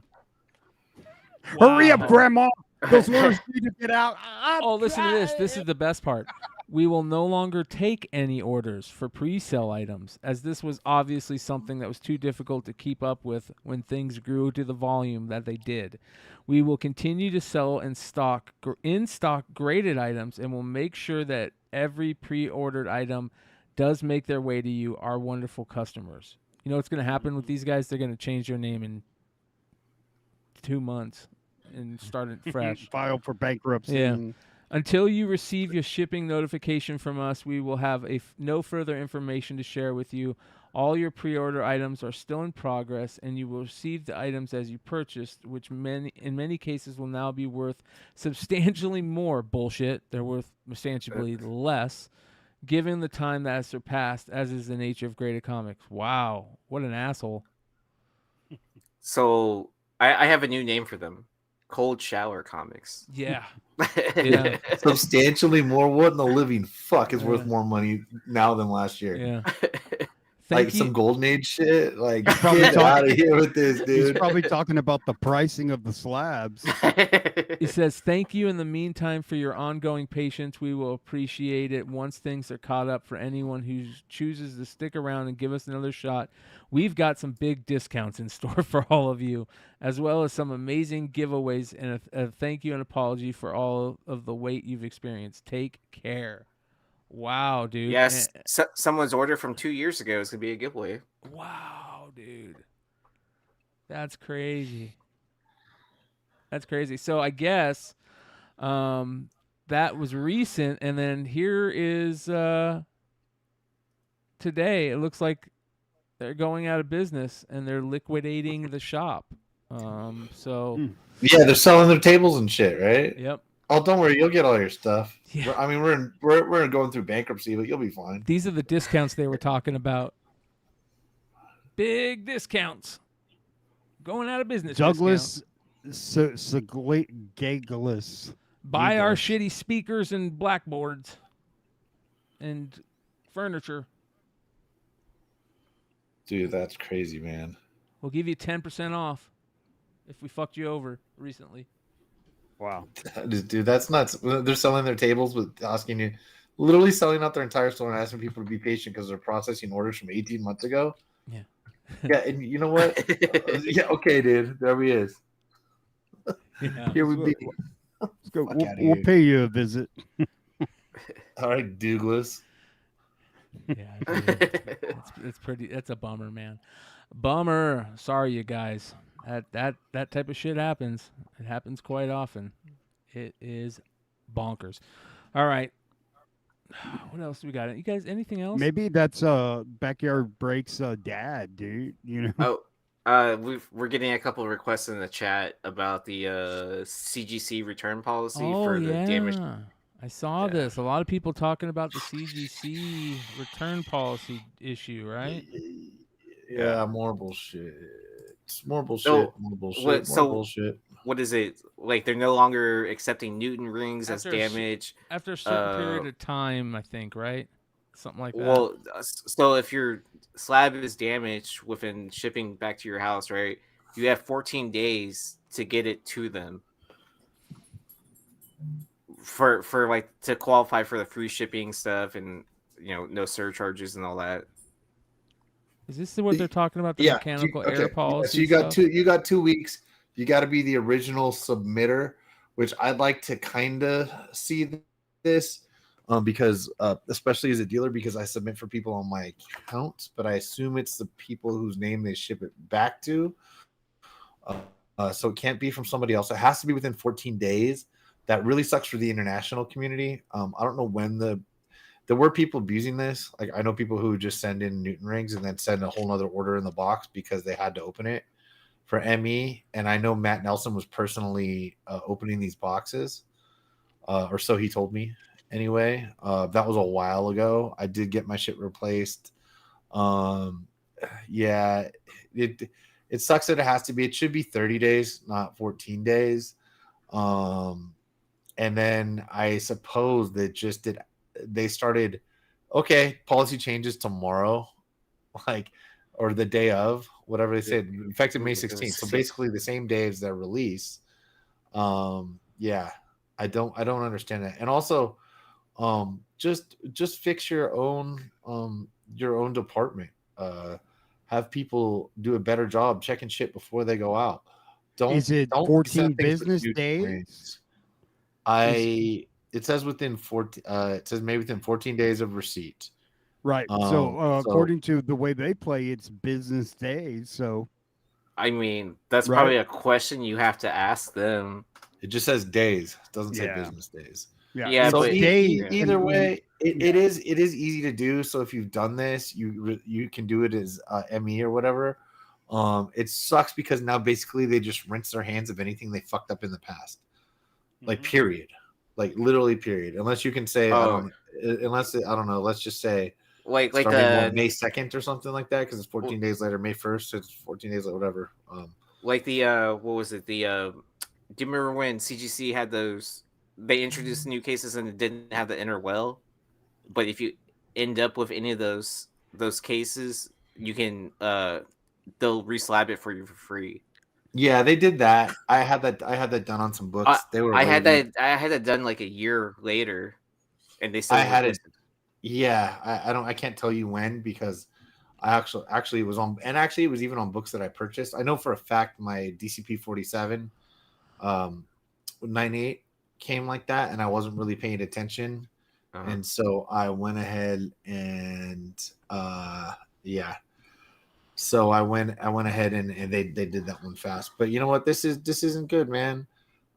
This isn't good. They should give you more than 30 days. It shouldn't necessarily be by the original grader, because if you just get a piece of shit slab, you have no returns on eBay.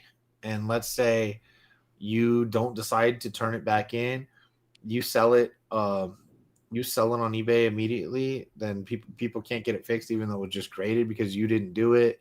The international people that get their books late, or that have drop shippers in the United States, they're screwed. I don't know. There's not enough time. I don't like it. I don't think it's fair. I think they should own up. They should own up to what's wrong in there. I've seen books move in there, especially one thing that I've seen more lately. What I've seen more lately, and this could just be me, I hope this isn't a thing, is books that when they're in, okay, so they're inside the slab or whatever. Hold on.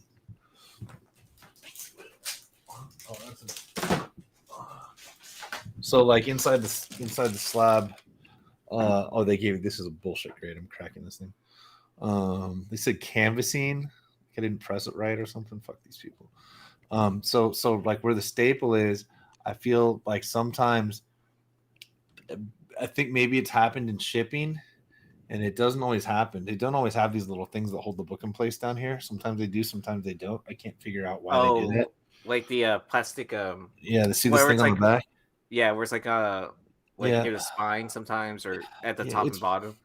It's weird. So but where the staple is, what I'm trying to talk about is I've seen the inside, the cover catch front and back or whatever, and the inside of the book slide. And the inside of the book, when it slides, and it's probably something that gets hit super hard, like somebody throwing it and mailing is probably my guess. I've never gotten one of them. I don't think I've ever gotten one out of a box. And what happens is that the staple stays there.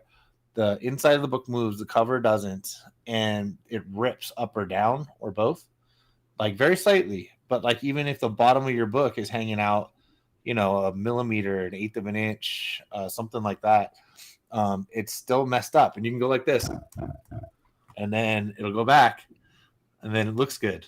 And then but it's sliding around in there. And I've seen, so I can't, and I just assume because it's in there too tight. I mean, this isn't one of the books. I'm just grabbing a slab to demonstrate. But Right. yeah. Well, have you ever moved around a prestige format book, the square bound books? Yeah. So if you ever get a slab and you have the square bound books in it, just shake it like going like that. You don't have to do it hard. You can feel the book moving. Yeah. Like it doesn't like hold it place, like, you know, which is, you know, to me that's a little worrisome, especially if it's square bound book, right? You have a hard plastic case that's encasing it, and then it's moving around. You're gonna tell me my 9.8 is still a 9.8? Like by the time it ships from like Florida to Texas? I don't know, man. Maybe, I mean, and wherever I ship it to, prestige is slightly more likely, but your point is obviously completely valid. Yeah. I don't know. It just goes to show, man. They're just a coin company throwing us a bone. That's all they fucking are. Yeah. You know, and we decided that they're our heroes. You know, obviously not everybody. That there are gold standard, right? Yeah, they just don't. I mean, they are for better, for worse. It's not that. Unfortunately, the market decides that. You know, when we all know that CBCS is just as good, except I don't know, they keep dropping the ball on things like design, and all the new slabs are great. I mean, money back guarantee right now. Yeah, their money back guarantee. That's good. That's good. CGC is as fast as they've ever fucking been, and I'm not. You know, that's why they up their reject fee, and they're not. But there's no advising minimums on that now. There's no minimums on the reject fee, but it's up to $9. But went from 5 to 8. Just went to 8. Now it's 9. So what it is. Yeah, I don't know. Yeah, it is what it is, and we're always making mountains out of molehills. It just is what it is, man. It's a way to give us a grade to make more money. It's easy. It's easy that way. People like slabs. Even newbies like slabs more. The old school guys are more likely not to like the slabs than any of the new guys. You know, I've just loved reselling and with books. Flipping. I've always just I've got notepads from being 11 years old with like writing down what I got books at and what the new price guide says that they are, and like totaling up how much money I'd made, even though clearly I hadn't even sold the comic book. I sold the baseball card shows when I was like 12, but yeah. This is coming in from a viewer from Kingdom Comics right now in the live chat. He said check your DM, so let's check out what this is. What is it? That's a great question. There's no. I'm not hearing anything. He's showing looking up CGC 9.8 books, and then he looks up CGC 9.8, and then he looks up CBCS 9.8. Is that the whole video? Yeah, I don't know. Does it just go straight to CGC? I don't know. Yeah, I don't know what this means. The sponsored links are at top, so. So does CGC objectively sell better, or is it pushed? Yeah, I noticed that the other day, dude. Like, if you type in CBCS, it goes straight to CGC on eBay. Oh, that's what it is. Okay. Oh, so this is what you're supposed to do. Whenever you're selling a CBCS book, you write not CGC at the end. Yeah. Yeah, I mean, I can't pretend I haven't done it. Yeah. I don't know the answer though. I have no idea. But is that how are the search results? I don't love their search results. And let me also say, okay, so I just showed you guys how fucking Whatnot got it right before eBay about entering slabs and being able to hook up with the company. Yeah, and it scan changes to CGC 9.8 after he's typing CBCS 9.8. Oh, where it does like an autofill search. Yeah. Like, okay, that happens to me all the time. Like, when I look up Jaw Morant cards, it shows up Jaw Morant, where it's like M-A instead of M-O. Like, so it's like a suggestive spelling thing, coding thing. To do it with Jaw Morant. Yeah, it could be that. Well, it could be It like, does, look, it dude, changed it just it to could be like CGC. nobody looks up CBCS. Don't you mean CGC? Yeah, right. What are you, stupid? I'm not even saying that to be an asshole. I'm Right. just saying. What like, the hell are you because- looking up CBCS No, for? because it's 10-1 in search results. They might think that that's what the fuck you're looking for. Bro, you can watch this- it change as he does it. Look at this. It just changed right there. As he was going down, it just changes. Right after he puts it in and he starts going down, it changes to CGC 98. That's crazy, dude. Weird. But then if you look before, like, you start scrolling down, you can do it gives you a link to click search instead of, or your typed results or whatever. So it'll still give you the results you type. You just have to click and find it. That's bullshit. But I mean, that though. does suck. Yeah, that is shitty that you have to do all that. And also because I've been entering, like I said, with the whatnot thing, it just does it when I scan it in, and it's like, God, if I could list that fast on eBay. So eBay, I type in the fucking whole title, right? I have to put in the pictures. They do eBay. If you haven't done it, they do a thing where you can click and it'll link to your phone, and you can put in the pictures from your phone right from the online or the desktop app, and that's cool for the pictures. It makes it easier. And then it goes, these are the titles we think. So Ultimate 4 CGC 98. It'll say this. It'll say team, superhero team, the Ultimates, right? Main character. And like, if you put in a search term at the end, I got space at the end of it. I'm going to fucking put Spider-Man in the name of the listing, right? Who the hell? I mean, Miles Morales is Spider-Man. I'm just like, this isn't like the not CGC, And it's like that. And it'll say main character. And it just does. It wants to autofill with half the wrong fucking information. Mm-hmm. It's like, dude, do you not realize that if it's gonna look for the name of the series, it's gonna look for the name of the series. Every single fucking listing, you type the name of the series first. Nobody says Miles Morales Ultimate Fallout 4. You know what I mean? You say Ultimate Fallout 4, and then you can say whatever you want. Variant, CGC 98, first Miles Morales, whatever the fuck. It just can't even recognize that the first thing you fucking type is the name of the comic, and that's the team. Ultimate Fallout 4, the Ultimate, like how many listings for Ultimate Fallout 4 are listed every day? Hundreds, right? Mm-hmm. Most likely, right? At least 100. That was crazy. And it's like you can't figure that the fuck out, right? Come on, eBay, dude. Whatnot got it first? Really? Yeah, Whatnot can scan the slabs, but the eBay can't. And they've so. John Morant. Yeah, so I kind of want to sell on Whatnot now, dude. If they're gonna make it all fucking easy, bro. Well, I know when I'm listening on my J. Scott Campbell books. Hey, bro. I guess this guy. You gotta give Redhood first crack. Send me a list, Big Leg. Send me a list, bro. I'll send you a video. I'm not typing out $200. Oh yeah, send me a video, dude. Yeah. This is You're an adult. You have an iPhone. More live drama alert DMs. This Douglas guy is a dirtball, according to our friend Drunk Wookie. He fucked him over too. He says if you're one of the many people still waiting on orders from Hotshot Comics or Asheville Comics, you should know the owner and full-blown scam artist D. Segalis is liquidating his shops on Facebook. I'm still waiting for $220 worth of pre-orders from January of 2022. Got an update in April saying they were still waiting to get them. Yeah. People still trying to die on that hill pretending that CGC still has their books. Now, okay, maybe the last Ronin might be true. Well, other than that, they ain't waiting for shit anymore, dude. Yeah, if it was a magazine, like that was we only believe you on magazines. And also, so we were talking about it well, we've talked about it here, and I was talking about it on Flip Side. So Dino, somebody I think in the comments of the Flip Side on Monday said that CGC's coming back. There's nowhere near a wait, and it's coming back. The mags are coming back pretty fast now. Oh yeah, so that I'm trying to. You know what? Let me see if I can find the thing at least, and I'll read it to you guys. What was the comment? It was something like it's coming back in like months instead of Or no, it's I'm coming back. gonna. I don't Coming want to back quote it within wrong. weeks instead of months or something like that. I Yeah, think it was. but the CBCS slabs are much better looking. The magazine ones, dude, they look better. He said the quote from this guy.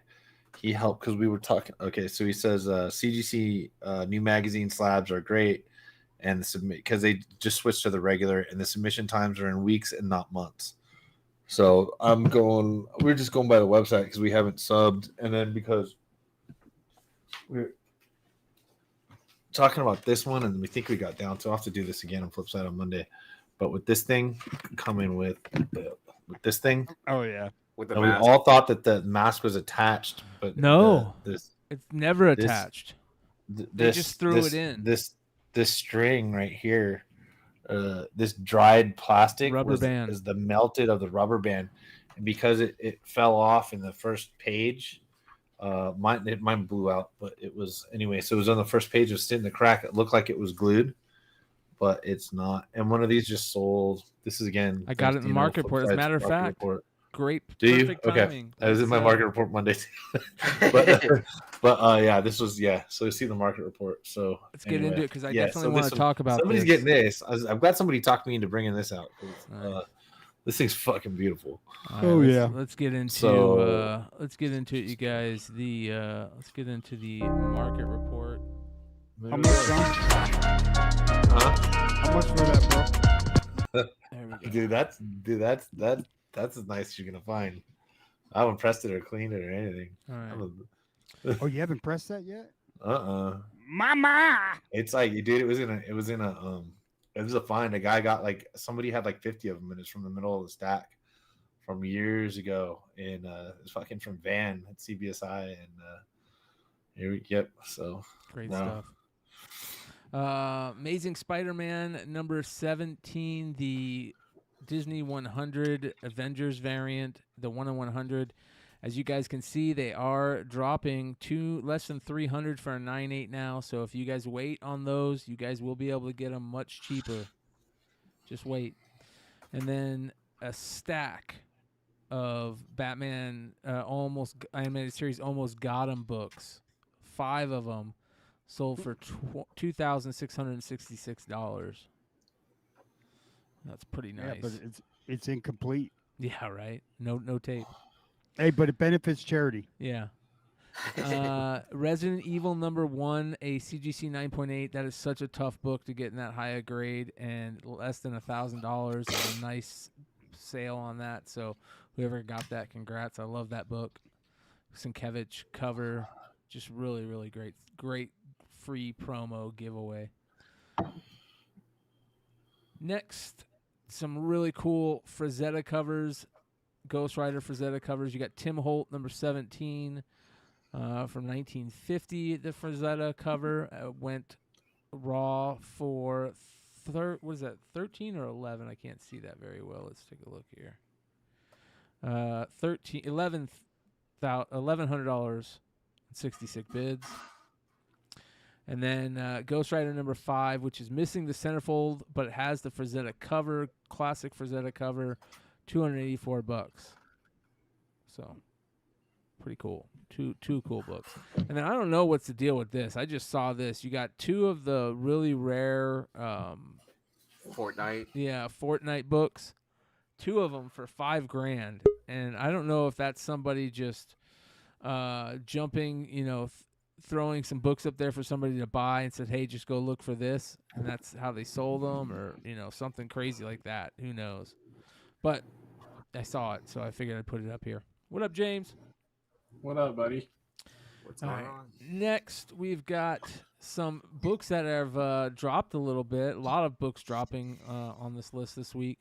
You got this Authority number 1, a CGC 9.8, back down. It's about half of what they're going for. They're like 500 at one point, I think 600. So now 280 for a 9.8. How about a CGC 9.8 signature series of the Mother of Madness book signed by writer Amelia Clark? Was that the high incentive?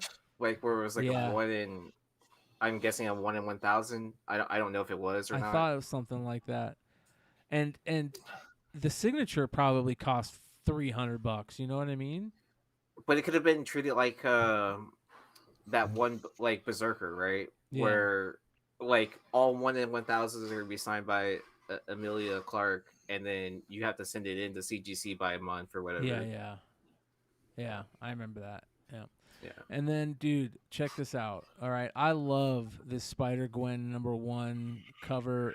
It's the McFarlane homage, but this is the type of shit that happens when everybody sends in the dumbest books to get McFarlane to sign. The prices drop, and you got this beautiful, great cover here. And only thing it has to do with McFarlane is it's homages him, and it's a 9/8 signed by McFarlane for $353.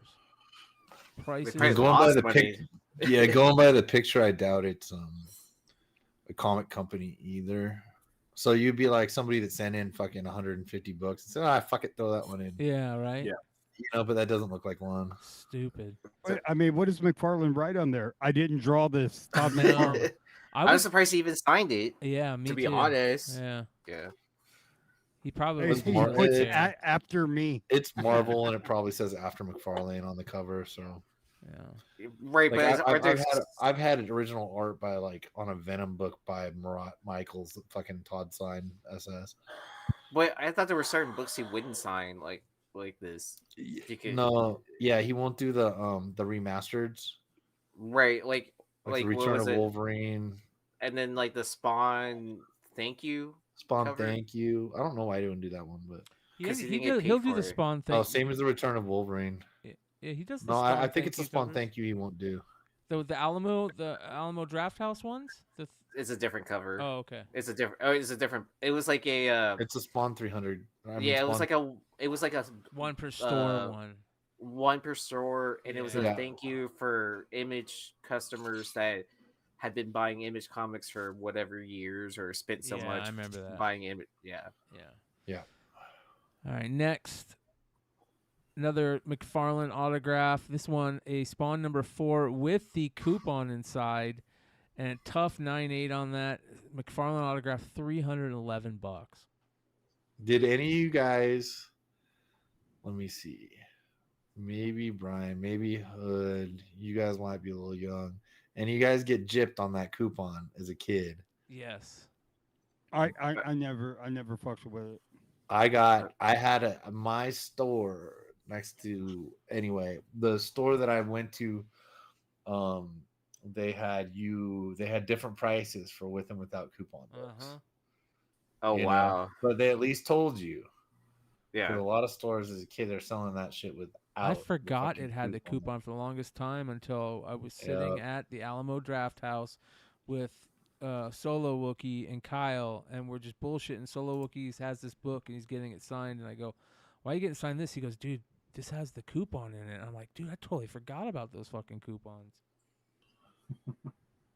Anyways. Yep.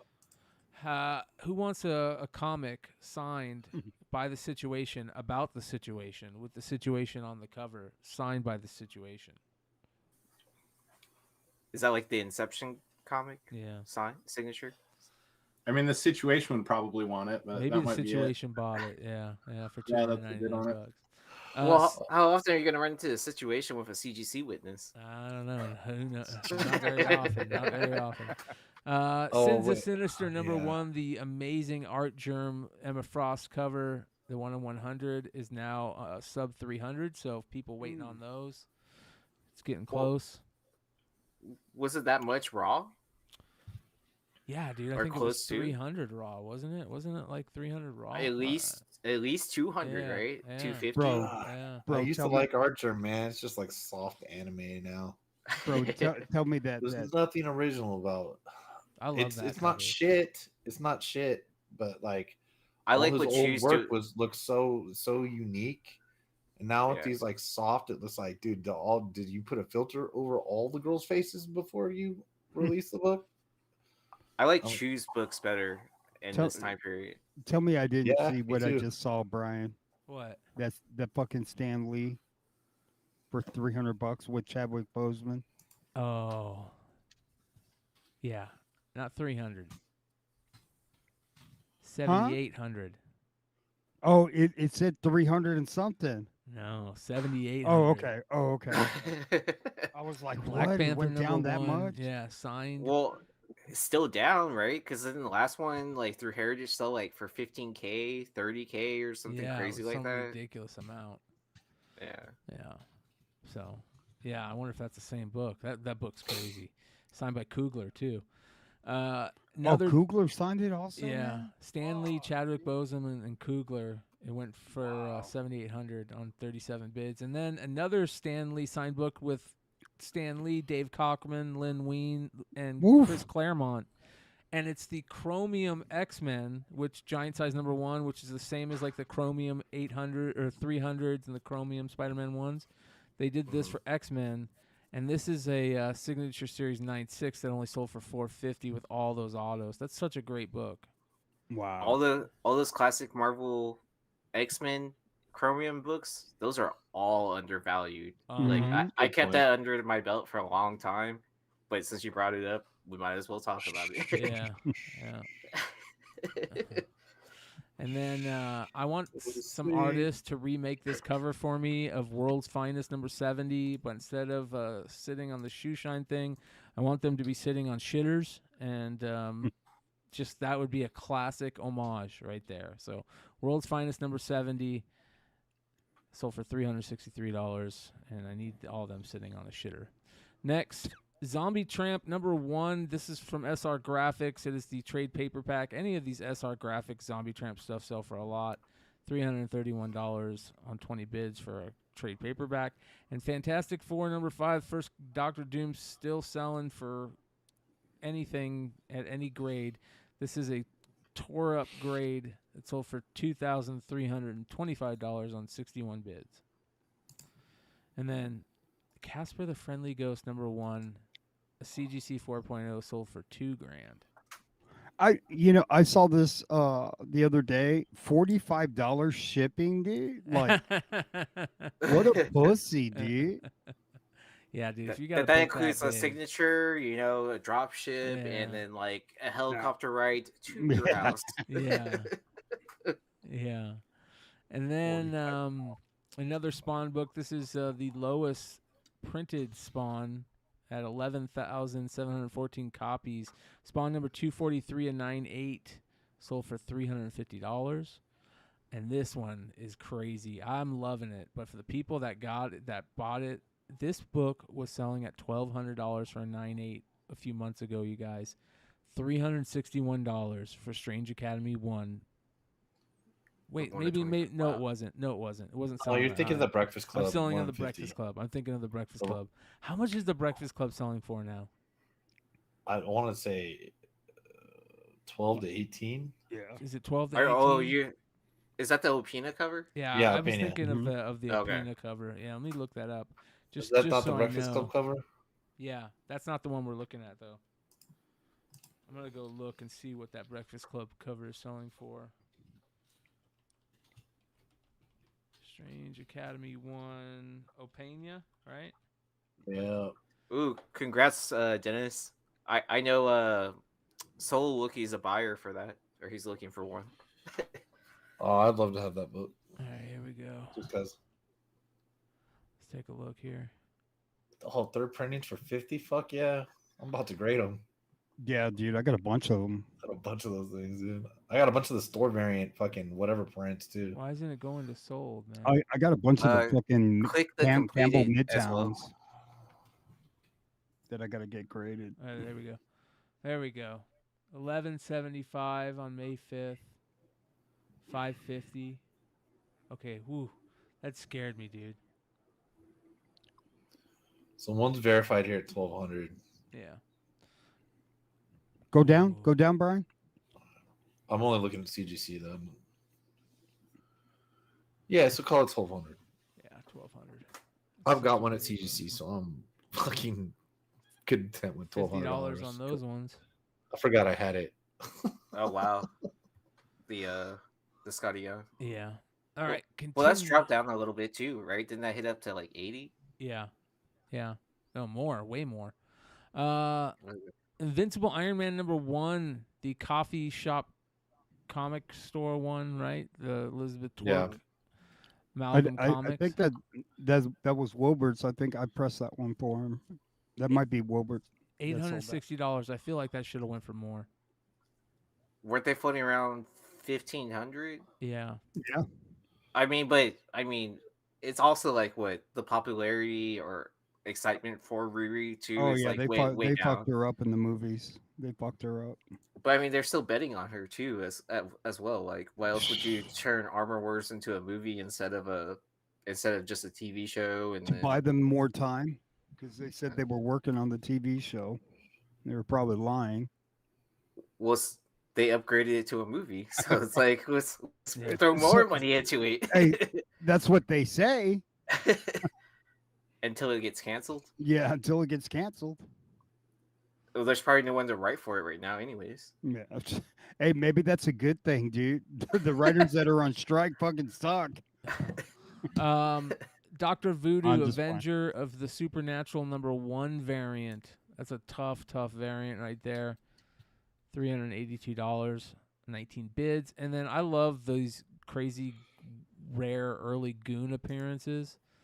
And the Goon #1 from Avatar, which people call his second appearance, but it's an early Goon appearance. $280 for a raw book.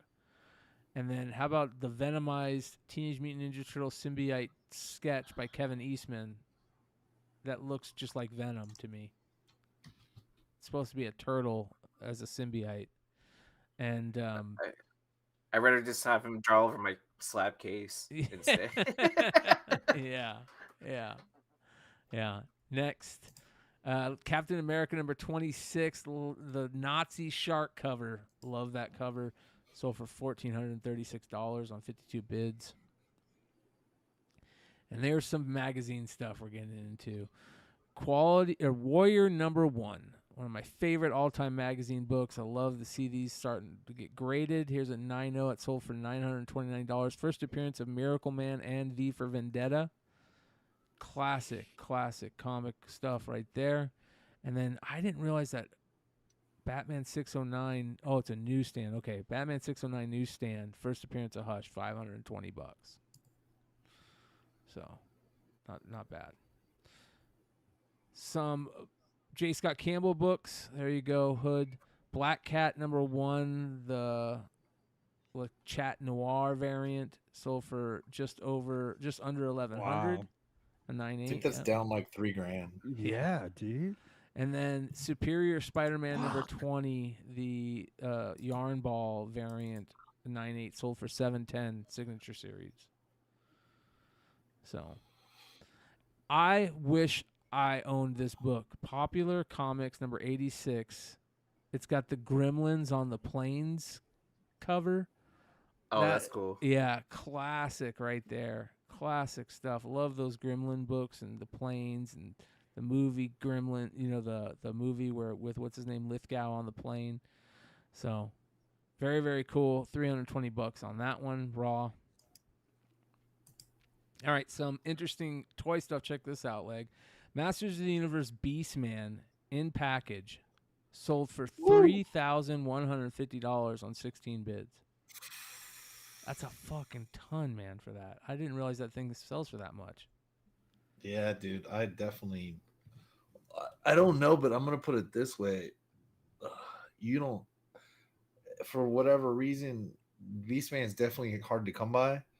Harder to come by, I think, especially in package. You don't see as many hit the market, so I'm gonna go with that. I don't really buy too many of these, probably for that reason.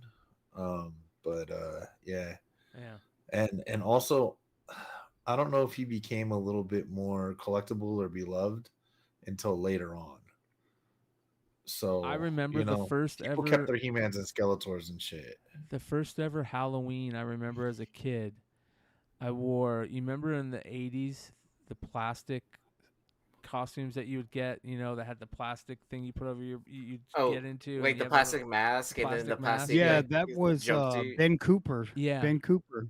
I had my first Halloween I ever remember. I went and got Beastman, and I was so happy. I was Fuck that. I was Beastman. Darth Vader, bro. I was so happy I was Beastman. I saw Beastman and I geeked out. All right, G.I. Joe. This is the Crusader Space Shuttle. So you guys know it comes with that big base and everything, the launch thing. But this is important because it's half of that, and it has the figure, right? So that figure that comes with that I forget his name, Payout, something like that. Clutch and Payout, I don't know. But $250 for that. I feel like that was a good buy. And then this is important. If you guys see Teenage Mutant Ninja Turtles or toys sitting around, there are certain toys that still sell for a ton of money with just raw figure. You don't even have to have any of the things with it. This is the Teenage Mutant Ninja Turtle undercover Michelangelo. He's missing like half of his accessories. It sold for $510. I need to start looking up to see the raw figures I still have with all the accessories. And just the figures I have, like, just in a random box to see what they're worth. Yeah. Hey, Brian, I bet you they are selling your Beastman Ben Cooper.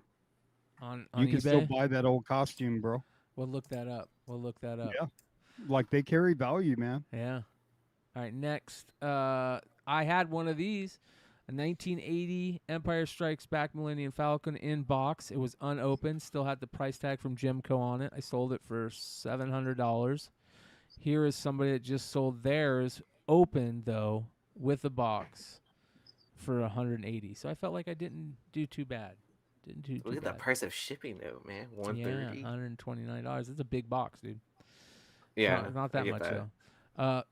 I didn't realize that Krang's body, the 11-inch Krang figure from 1991, sells for that much, man. That's crazy. Yeah. I have the figure downstairs in one of my little display cases, and I didn't realize it was that expensive. That figure is going on eBay, buddy. Soon. And clearing up space in your display case. Oh, bro, dude, I'm glad that everybody's kind of like starting to jump back on Whatnot a little bit here and there because I'm getting ready to sell so much shit. Mattel Masters of the Universe Origins Faker and Duplicat. I love this. I wish I owned one. Faker is my favorite He-Man character, and I love how it has the Faker cat in there too. Such a cool piece. Yeah, it's the Origins, but hell yeah. Yeah. All right, next. This is Crazy Who concert from 1976. Look at that cover. It looks like a pulp cover. Mm-hmm. It's from Germany. $200. That's a cool piece. And then I love Mr. Bungle. Mike Patton is one of the greatest, if not the greatest frontman ever. And this is when they got back together, I guess, to do their 2020 tour, and it's a pretty cool poster, all signed. Sold for $1,000. And then how cool is this? Original Peter Max poster from Pan Am. It was showing off their new 747, and it'd be like in airports and stuff. Look at how badass that looks with the planets. It looks like a comic book, an L.B. Cole cover, from the Golden Age. It's like really psychedelic. Sold for $1,375. I was gonna say it looks like a sheet, but yeah. Did you know Margot Robbie starred in the Pan Am made-for-television show? No. That was canceled after like 8 episodes. I heard about the show. I didn't know she was in it. Yeah, that's what you get from us, folks. Random information that doesn't do anything for you. Well. Hey, man, I think, Hood, you were one of the first people that would just go out there and buy these lots of ticket stubs. Tickets? Hell yeah, bro. Yeah. Well, look at this. Sometimes you get lucky and you buy a lot that has the original Oasis ticket in it from 1994 at the Whiskey. Who would have thought that ticket sells for $360, man? Oh, shit. That's crazy. Dude, I've got Jimmy Butler's second basketball game ticket, dude, unused. Why do I feel like Leaf bought that? Yeah. Yeah, no kidding, yeah. Dave Matthews Band signed Rolling Stone, signed by the entire band, sold for $380. I thought that was kind of cool. People are going to start getting those graded. And this is really cool to me. I'm a huge fan of The Cure, and this is Robert Smith's self-portrait painted by Robert Smith. He only did 1,250 of them, and it only sold for $350, which is crazy. That'd be a cool Cure item. That seems super low Right? for an artist made piece of bro. memorabilia. And if they're individually numbered, what's that called, screen printed or whatever like that, yeah. rather than like I don't know, like hand painted or something like that. Yeah. Well, I mean, they're not gonna be hand painted, but like no, but actually, if they're actual paint and screen prints rather than like just a fucking poster printout of that screen print, I think that's a spectacular deal. Oh, like if Robert Smith sat there and like screen, even if he just fucking made it, and as long as he created did it, somebody else could sit there and do it. But if it's each one, that makes each one basically unique. Yeah. You know, even only by this much. But you know what I mean? Like But if he still did numbered. the Warhol treatment to it kind of situation. Yeah. So I mean, that's what it looked like they were doing there. So This is interesting right here. You know, we love like previews magazines where they'll show like the selling of the comic, and it'll be Batman Adventures 12 or it'll be in some magazine, you know, where they're showing us to sell the comic, and everybody goes gaga for it. Well, this is that same type of thing in vinyls. This is a stereo LP starter, which had just a bunch of songs from a bunch of bands on it before they came out. And look who's on it. The Beatles are on it, I think. Oh. Yeah. Look at this. Yeah, Add Back. The Beatles. They're on introducing the Beatles on the Add Back, which is crazy. $1,025. I wonder what track it has on there from. It's got to be from introducing the Beatles. So yeah, I saw her standing there. Is the track. And next, this is really cool. Check this out. Beatles. This is a Jaws poster from a guy named Anthony Petrie, and it's called a Chum Chart Jaws poster. Mondo put it out. Look how cool this poster is, dude. It's like a land chart that looks like a shark. Oh, that's cool. Yeah, you don't even realize it. From Amity Island. Yeah. So I thought that was really sick. That sold for $1,000. Dang, Dennis, I'm jealous of that record. Yeah, Meet next. the Beatles in mono. Dude, this guy sold a ton of prototype shit. Mighty Max Mecha Crawler prototype monster head combo sold for almost $1,000. But look at all this prototype shit this guy sold. He's probably making it on his 3D printer, bro. Yeah. That's what I thought at first, dude. $1,000, $700, 660. They're all the same thing. Mighty Max. Man, fuck that, dude. Let's see the Mexican Star Wars figures, bro. $2,000 for this one, dude. Let's go. Juan Solo. $11.59 for this one. What's his rating at? I don't know. 100% positive feedback. Okay. Yeah. All right. 1.1K items sold. Yeah, 1,000. Yeah. So that's pretty crazy. Speaking of Star Wars, this always comes up, and we always forget to look at what exactly it is. And this is the Death Star Revenge of the Jedi set from San Diego in 2011. It sells for $3,000, but it has some pretty important figures in it, as you guys can see there.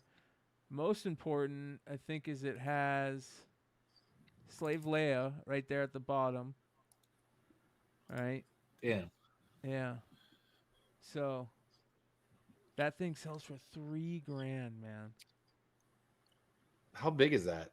It looks is huge. massive. Crazy? Yeah, it's massive, dude. Each one of those figures are regular size figures. Oh, sorry. In that room, it looks like it's fucking 6 feet tall. Yeah. It's not. It's 3 feet tall. It's 3 feet tall. Okay. Yeah. It's pretty fucking cool. Sold for over $3,000. Living in this house alone now, man. I could fucking put that wherever I want. I wish I would have had the money to buy this, or I wish I would have bought this. I have one of those. Oh, it's All not right. autographed though. Yeah, Super DC Con from 1976, signed by Siegel and Schuster, Sheldon Mayer, and 12 more. Look at all these, bro.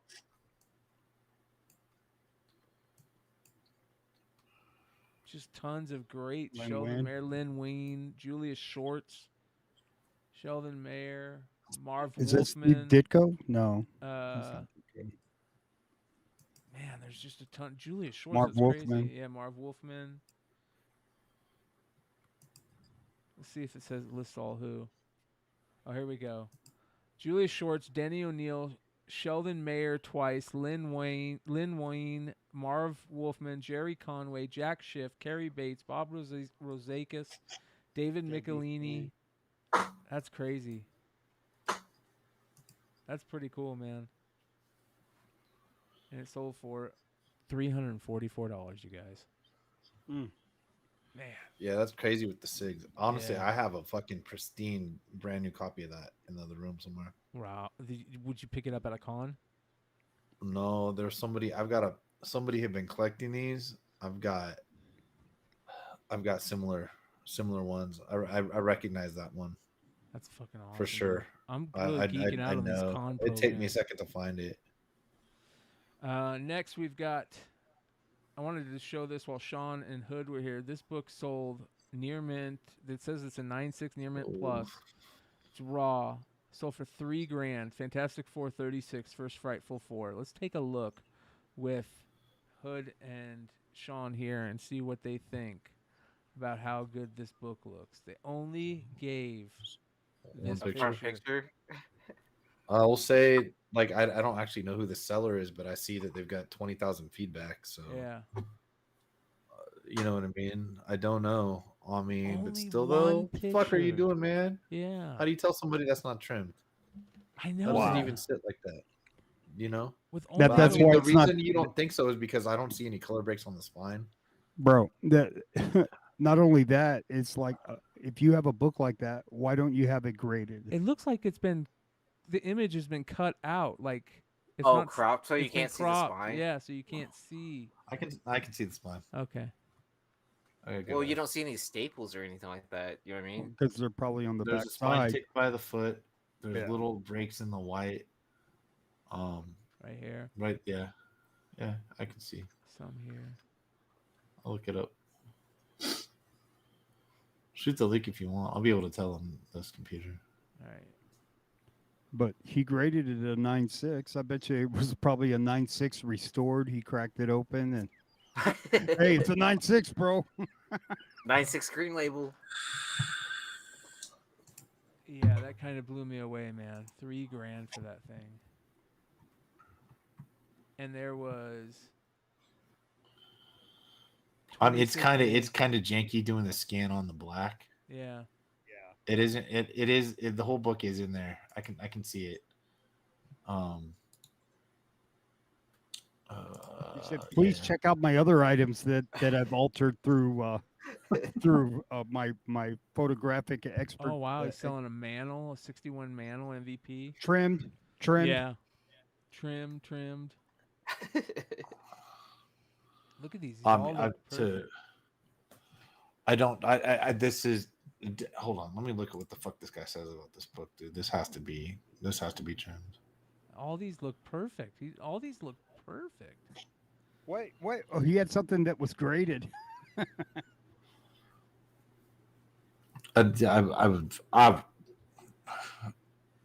Buyer I beware. can't. Yeah, I can't see. Yeah. Let's see. Is it worth $3,000? That's the question. 17 people. Pictures of cards were altered. Oh, we had duplicates. Cards listed as mint condition, not even close. Those are two of his negs. But then again, I mean, 2 negs, and he had 10,853 positives. Like, he's actually beating the average on that, so I can't. Listed as gem mint. Another card's way overstated. Telling you stay away. Oval white spots. The holdback area. Unacceptable. Super rare. Near mint plus. Does not show backsides of any cards. I will never deal with the seller again. Yeah, why doesn't he? Yeah, do what's that? with the single photo shit? Yeah. But I mean, he's got 4 bad feedback in almost 11,000 in 12 months. Yeah. So Let's see what I he don't- sold. I don't know Go if to you his guys sold do. listings. He sold a lot of shit, bro. Because if he sold like tools and shit like that, you know. Yeah, it's all fucking lighters.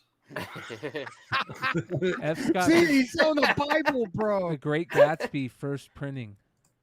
Yeah, Okay. right. 5,700. Jimmy Stewart autograph.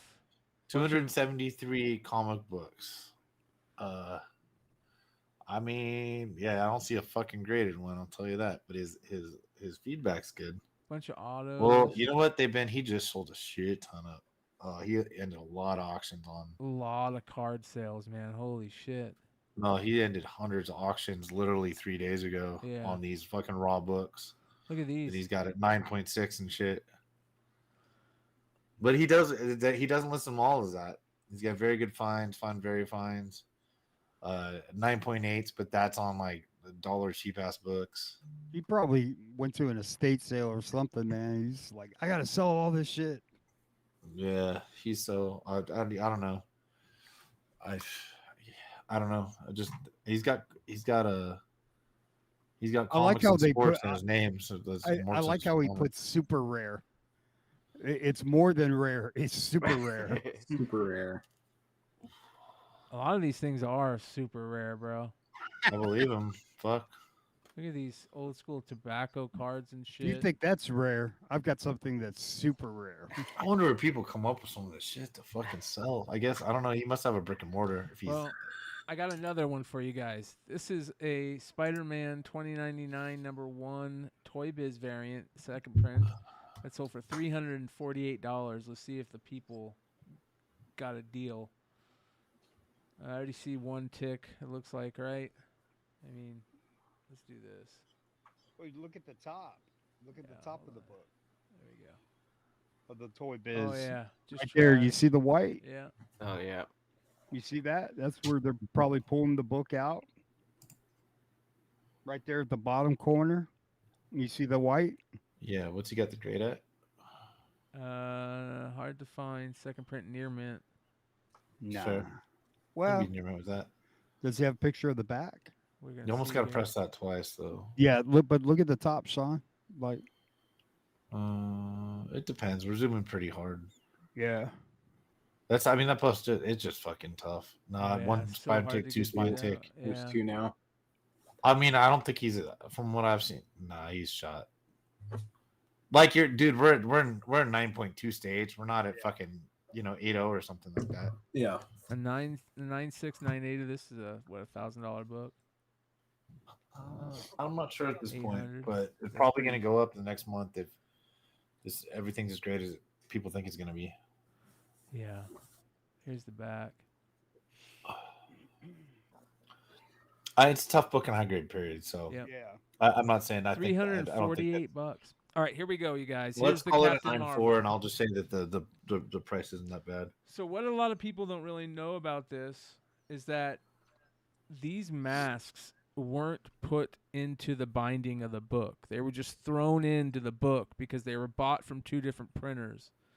So they were just thrown into the middle of the book, and because everybody always wondered that because they were not attached, right? And people are like, oh, I wonder if there's attached copies out there, and they do have a rubber band on that side right there that was supposed to be part of the mask, and like Sean said, it's usually it's either stuck to the in pieces, right? Because it just gets hard, and if you guys have ever gone through sports cards where they used to put rubber bands around their cards, you know what I'm talking about. They just end up pieces. So that's what it usually has, but this is just the mask. So That's the dried rubber band. Yeah. Like, literally, I pulled this out of. Yeah, I didn't drop in it, but I pulled this shit out of the book. It's in Yeah. my hand, the little black piece. Yep.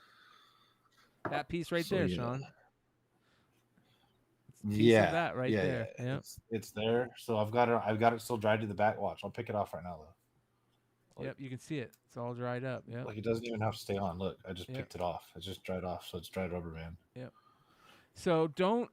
These were never attached to the insides of the books. So if Right. anybody's worried about that, but So Dino asked somebody in the besides what I read before, the other response was, "Sup guys, Captain Britain masks were supplied by a separate UK printer to the comic books. Yep. The masks were placed inside the book at point of sale by the newsagent. Brown dried up of rubber at the side of the mask and is a Parish rubber band. This guy's clearly from the UK. Is a Parish rubber band supplied so kids could wear the mask by tying it through the small round hole at either side of the mask. So yeah, so they weren't attached. But Yeah. the thing is, you won't get a blue label unless you turn this in, which is why this thing sold. Yep. So somebody just $260. bought themselves a blue label, and if I could get a blue label, I would gladly sell this to you guys for $300. I've got 3 or 4 that I've got to send in. I collected the shit out of those. This is the guy. Did you get any from Van Denby? No, that's where I got this one 8 years ago. So check out what you want to see. Want to know where I got mine? This is cool, dude. Check this out. So I get a call from Jesse, and he goes, "Hey man, I just got a huge storage collection that I picked up. You should come check it out." So I go in there, bro. It was the greatest collection fun I've ever had going through a collection. It was a storage collection of nothing but boxes of stuff from the UK, magazines, comics. I got a whole run of Deadline, including the first Tank Girl. I got multiple runs of Warrior. I probably got like 5 copies of Warrior #1. I got all the major hits in 2099 AD, other than the first one and the second one, which are but I got like the first ever Alan Moore in 2099 AD. I got the first ever Neil Gaiman in there. I got I think I sent Sean the one with the He-Man stickers in it. Everything UK was in there, dude, and so was Captain Britain. And there were stacks of them, bro, stacks. And I did the same thing that you did, Sean. I pulled from the middle of the stack and grabbed like 5 copies, and I got one really nice Betsy number 8. Yeah, number 8. Psylocke, Braddock. Betsy Braddock, and I got that graded at a 9.6. So I haven't sent in the other ones, but it was the funnest because I'm like, this is what I collect, right? Dude, early Warren Ellis magazines, Deadbeat, the first Grant Morrison ever printed stuff, Near Myths, and they're all these weird copies, so you have to make your own bags and boards for them. I got so much cool British stuff, dude. It was so much fun going through that collection. So, but yeah, man, those are cool books, and they need love. Oh, look what else he sold. Here you go. Perfect example. He sold the Deadline #1 for less than $200. That's crazy. Woo! What a great deal. Yeah. What a deal. For half the price of the Captain Britain mask? Bro, that's an $800 book right there. Easy. Whoa. Yeah. All right. 324. What else did he sell? Monstrous. Some second and third prints, right? Oof. Those are decent deals. Monstrous is still happening, everyone. Yes, it is. And I'm out of Monstrous books, but Caliber #1.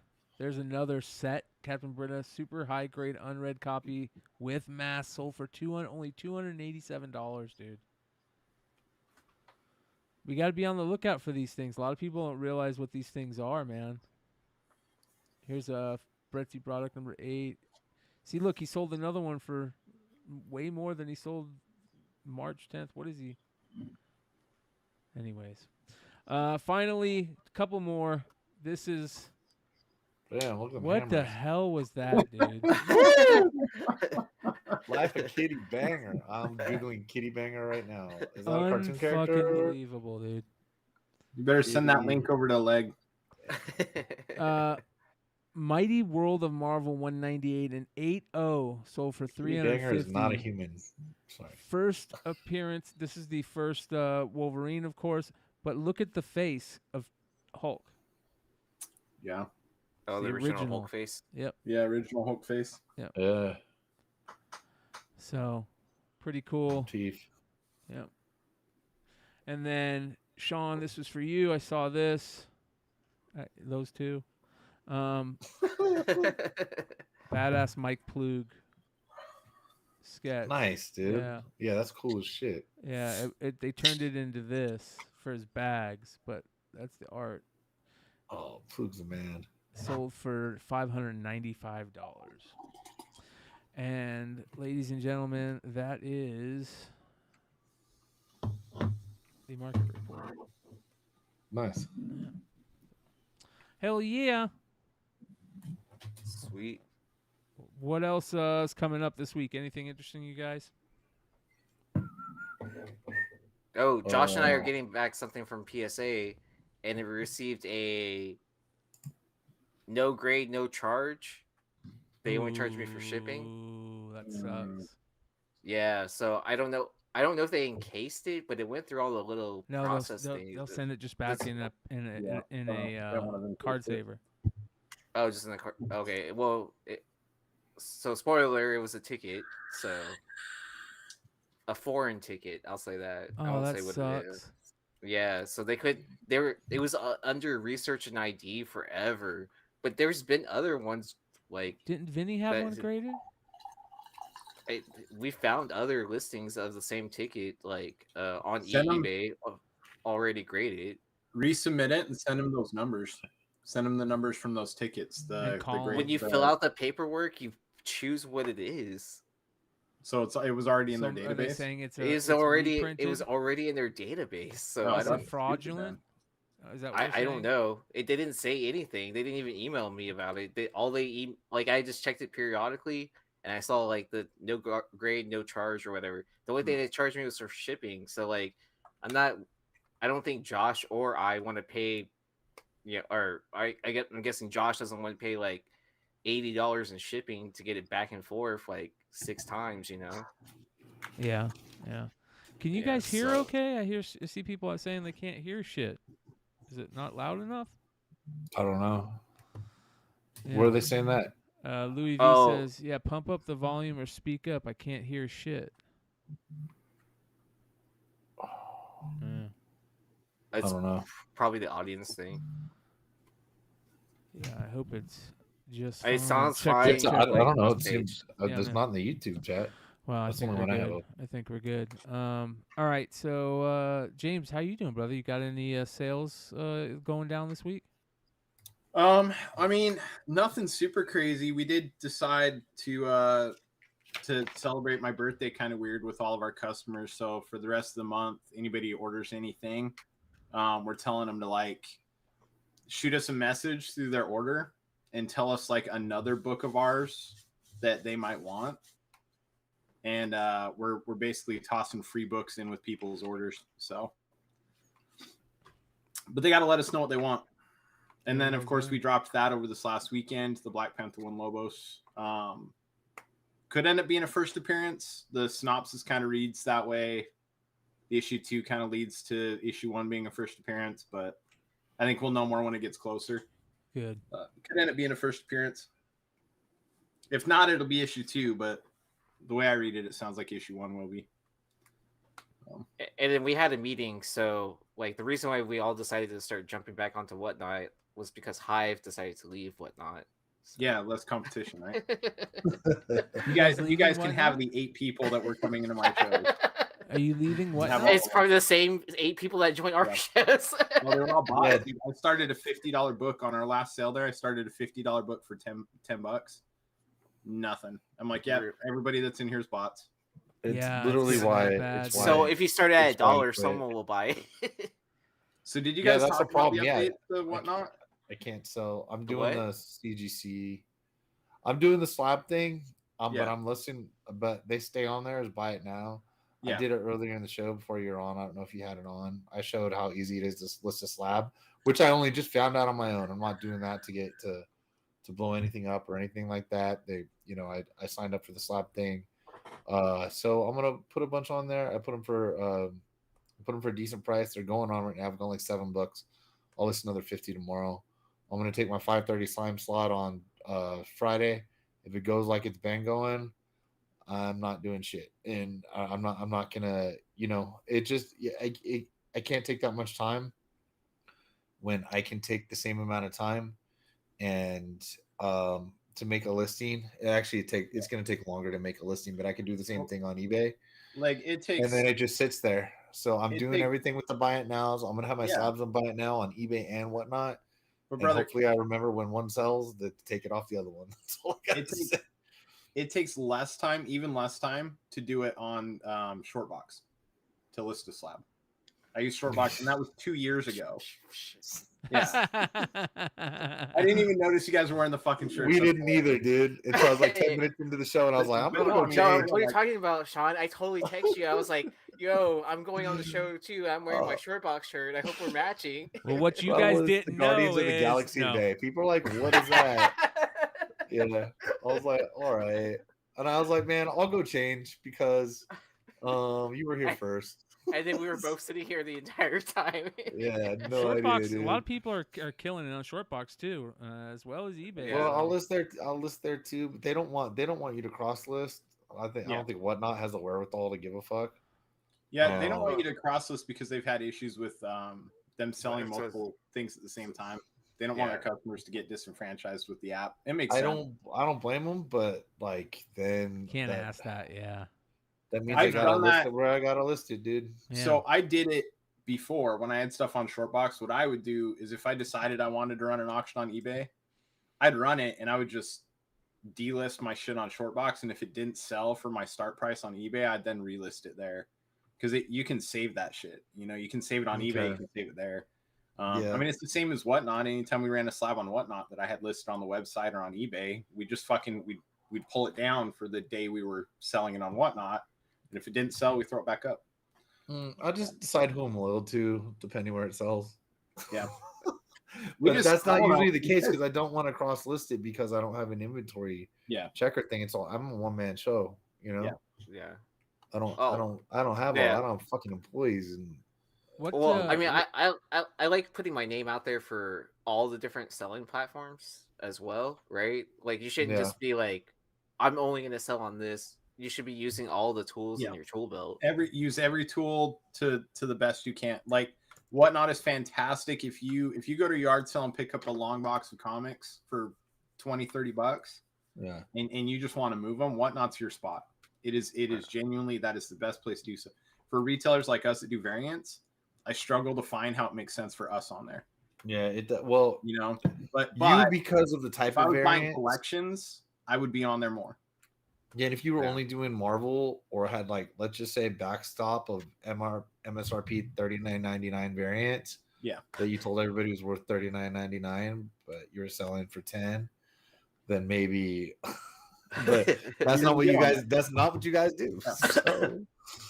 No, I have integrity, so it's kind of makes it a little difficult to do that. What did Whatnot come up with a new rule or something? No, they're shipping stuff. They're shipping changes. Oh, I heard about this. I heard. You can't put slabs at 4 ounces anymore. Yeah, they finally caught on to what everybody and their mother knew because the employees at Whatnot were telling people to do it. Like, what the fuck? Yeah. Oh, it's like we're never gonna fix our shipping thing. Do it yourself. Yeah. Okay, so my priority shipping of comics is now 1 ounce, and then so it's only gonna charge my customer $2 or $3, and then when I print my label. 16 ounces. Yep. So glaring issue I found in it though, and I even expressed it in a post that Adam had thrown up, and I said, dude, you can reach out to me and I'll give you more details, Adam. But I said, here's the way it actually works. We have to always assume that a customer is only going to buy one of an item. So you're telling us we have to add the weight of the packaging. So you're saying that the way you're going to do stuff, we can just charge the weight, but will be charged if the weight goes over. So the only way as a retailer to have it make sense is I have to charge the weight of the packaging. So what you guys should have been focused on was having a back-end system to where we can put in what our packaging weight is and what our item weight is. Like every fucking back end of every website that is currently running right now. That's the way it should be. Our website, I have listed Gemini mailers 4.5 ounces. The slab boxes that we use, 6.2 ounces. Okay. I also have in our system that if it's more than 5 raw books, 5 individual items, not counting a slab, 5 individual items, they go in a T-mailer. So T-mailers way different than Gemini mailers. Because of that, our weight is only ever off by like 0.1 or 0.2 ounces. Right? Our weight, we don't have to fuck with shit. So I was telling them, I'm like, you got to fix that. This whole, you guys can now put in the weights and your customers. That's great. They're only charged at the end for the total weight. That's fine. But that means that every single order, sellers still have to go in and manually adjust everything. Because it's never going to be accurate.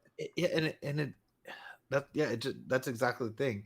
And and I tried to figure that out, and so it's gonna double charge you. Like I have to now. They say they're gonna start charging us. Well, They'll charge you for you're gonna overage. start fucking overcharging the fucking customer, dude.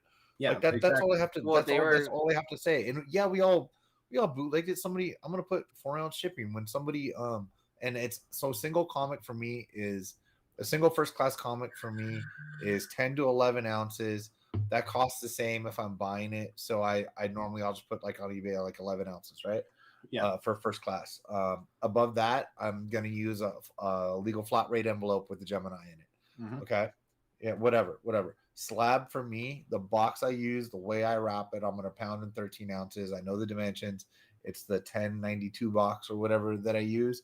Works great. Never got hated on. Any of the way that I ship the slabs, keeping it under 2 pounds is very, very key in your pricing, especially because I list as free shipping. I hope somebody's on the West Coast where it's $8. When they're on the East Coast, it's $13.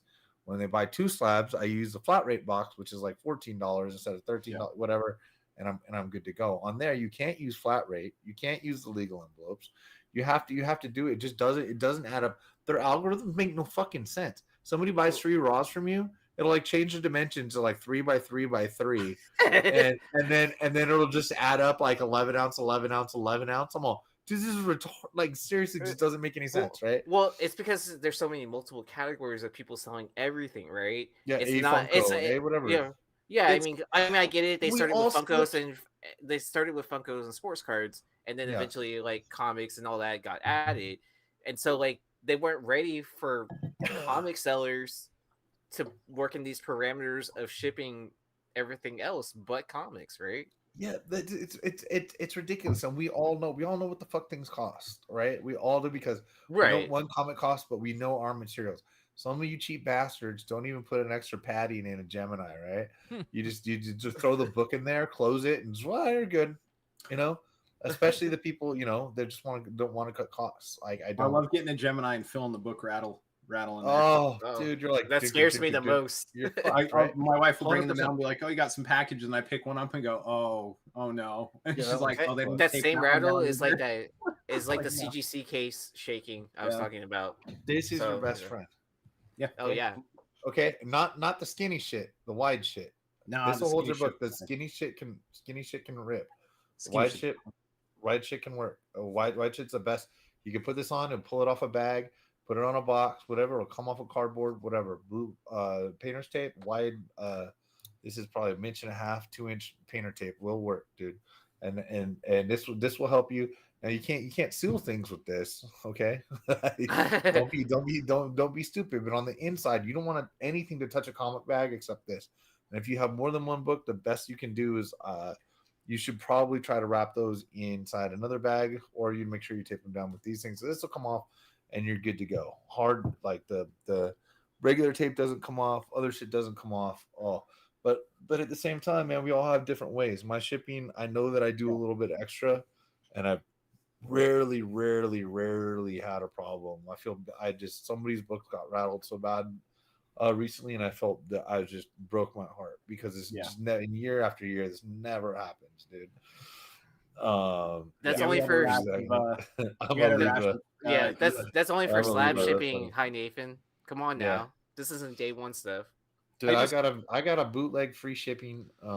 I swear I should make a YouTube video and sell it for like $20, and then but it's not. It's pushing the borders of legal, but it's damn free. Shipping the shipping cost isn't free, obviously. So besides that, and if you're fucking around, you can use PayPal, but just start using pirateship.com, please. Yep. Everyone. My problem is I get that they feel like they need to idiot proof it, but I don't feel like they really need to, because I could show anybody the back end of Shopify is exactly how shipping should be set up. And you could show anybody how to function on a back end system like that in 10 minutes. A 10-minute video would explain everything. Here's how you adjust every fucking thing. Because someone has to code that. Because most people, well, it's been coded. It's been coded like Shopify. Every online selling platform uses some variation of the same exact code for that. Okay. I see what end, yeah. Except for Whatnot. and it's kind of funny at this point. Well, and you would think they would have something close to, because they use AWS, right? Yeah. The Amazon web service. So you would think they would have access to like Amazon sources then to do like shit like that on the back end. Yeah, I mean, it's not rocket science to figure that out. You just need somewhere to put in, these are my 8 most commonly used packages, and this is what I use them for.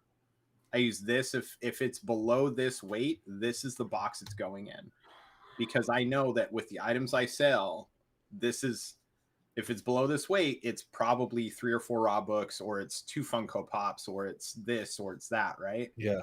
And you're gonna have some odd stuff, right? Like those guys, the people that sell not furniture, but like glassware, you know, those and whatnot. Their shit's always gonna be weird, right? They're always gonna have. There's not going to be a good way to streamline that shit. Fuck those weirdos, dude. The collectibles guys, like cards, comics, Funkos, those guys, they use the same fucking packaging for, you know, the card guys are like, okay, I'm shipping in this box until it's up to 50 or 60 cards, and then I'm shipping in this box, and then I'm shipping in this one, and then this one. And it all weighs different. So you can't just charge a blanket weight for a product and not include the weight for the packaging, because you don't know if someone's only going to buy 1 pack of cards or they're going to buy 100 packs of cards, right? And it makes a huge difference, huge fucking difference. Like they just got to figure that shit out. So it drove me nuts. I called out Adam on it. Was like, dude, you guys are kind of like, it's cool you guys are making changes, but like you missed probably the biggest change that should have been made. So well, that should have been fixed like 2 years ago. All of it has been done 2 years ago. Yeah, exactly. Did I put everything so if they're gonna start charging me on the books, what they're charging the customers, right? Yeah. But I gotta put the 1 to 2 pounds for a slab. So it's they're gonna. I don't even know what they're gonna charge somebody $12. So every slab they buy, they gotta add $12. Yeah, that's what's gonna work out. Because I gotta pay it. I'm not paying it. No, you're not going to. The customer is still gonna pay it. Well, yeah, but when you had 4 to 7 ounces, you just put the right weight at the end. You know what I mean? Yeah. It doesn't add up fast enough for anything, dude. You gotta give everybody the fucking cheap shipping. And that was the best way to do it, because and especially, to be honest, mostly what I sold was I did buy it now. This is weird because I'm doing the slab thing on Friday. God, I don't know what I'll sell. But Redhood bought a book. I'm ahead $100. What you do? And so we used to do that with raw books, and you're gonna package them up, man. It'll all work out. It always added up to more fucking weight than I actually was using by the time they were done, because I'm using 1 box, even if they buy 10 books. Exactly. You know, Adam, it depends on how tall the hooker is. And you just got to make sure, and how flexible. And you just got to make sure you got to poke hair holes, man. Not like last time. That's not happening again. Not again. I'll message you my address. So that's terrible, dude. And you know, like people at cons would be like sending other people stuff using Whatnot shipping labels. You know, like, oh, just buy something from my Whatnot, my Whatnot show tomorrow, and I'll throw it in there for you, or something like that. You know. I may or may not have done that for giveaways. So. Yeah. I had another retailer ship me 6 fucking boxes of books using Whatnot shipping. Yeah, bro. What? I donated, I think, $5 to his mom's coffee fund or some shit, and like $1 increments. Wow. So, yeah. Oh, because they wanted 5 labels for you. Yep. What? Yeah, and people were taking advantage of the system, but like when because you can separate the packages too as well, or the items into like 5 different packages. When the thing came out, like max weight, it'll save the average customer like 10%. It's like if it's only saving the average customer 10% with how fucked the system was before, then it's still fucked.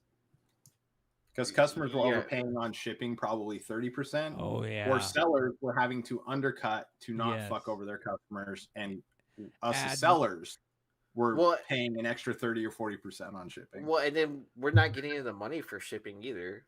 No, we're not.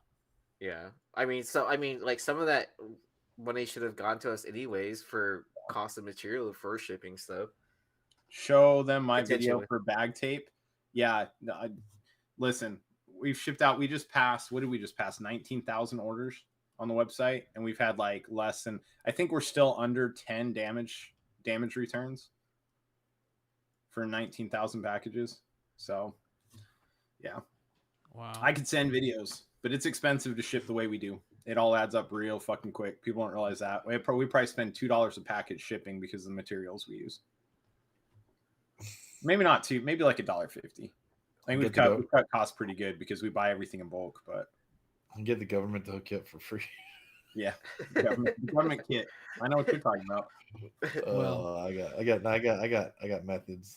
I like my way, but I know your way. Trust me. I was Joe's wife. I don't, dude. I don't. And by the way, I don't. When I was an eBay seller, I was doing your way every fucking package. I'm just talking about slabs. I do not cut my own fucking cardboard. Okay. No, I am a grown up. Yeah. Right. I use an iPhone. I don't cut my own cardboard. I'm a grown up. All right.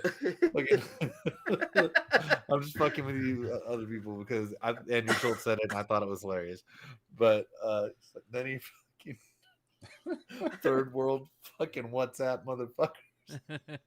Anyway, but yeah, no, don't cut cardboard. But there's free padding available. That's all I'm saying. Hey, if you're gonna cut cardboard, cut away from you, please. Yeah, please. PSA over here from Yeezy. Yeah. That's why you can't see his other hand. He cut From it off Yeezy. with a fucking X-Acto knife. I mean, there was that one case, like, I don't talk about it on air, so like I'll talk about it on the after show. So of why I'm missing a finger or two. Yeah. Speaking of said after show, come hang out with us, you guys, in the after show lounge in the Discord. Immediately following the show, which we are going to end right now. What do we got coming up this week? We've got tomorrow night Bogcast live. We're going to be talking about a great Stephen Wright appearance on Conan O'Brien's podcast.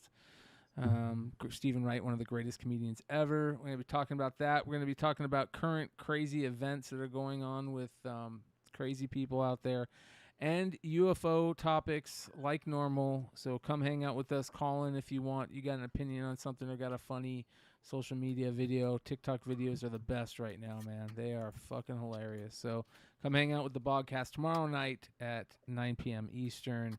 And then Friday night, we've got the Hot 10. So we'll be playing that by ear. And then, of course, Saturday, another Modern Comic Mayhem and all that goody two shoes stuff. Anything else, gents? Nothing. Big Sean 13 eBay selling. Have auctions going. Slab auction at Big Leg. You can get the link from my Instagram, which is at Big Leg. And that's it. I'm gonna switch my eBay to Big Leg because it's ridiculous that it's not. Yeah. Big Sean. Yeah, it's really easy to change your name. It's been there for 20 fucking years. So yeah, I don't know. It's really easy to change your name. Like my name was like whatever default they gave me, and I was like, oh, I can change it just to make it the same as like everything else I have across every other platform. Yep. So we're going to be hanging out in the after stage. I'm going to be smoking and cooking while I hang out. I'm sure other people will be doing the same thing. If not, just come hang out on your phones, throw in a pair of earbuds and bullshit with us. It's a lot of fun. We'll see you there. Link is in the description. Peace out.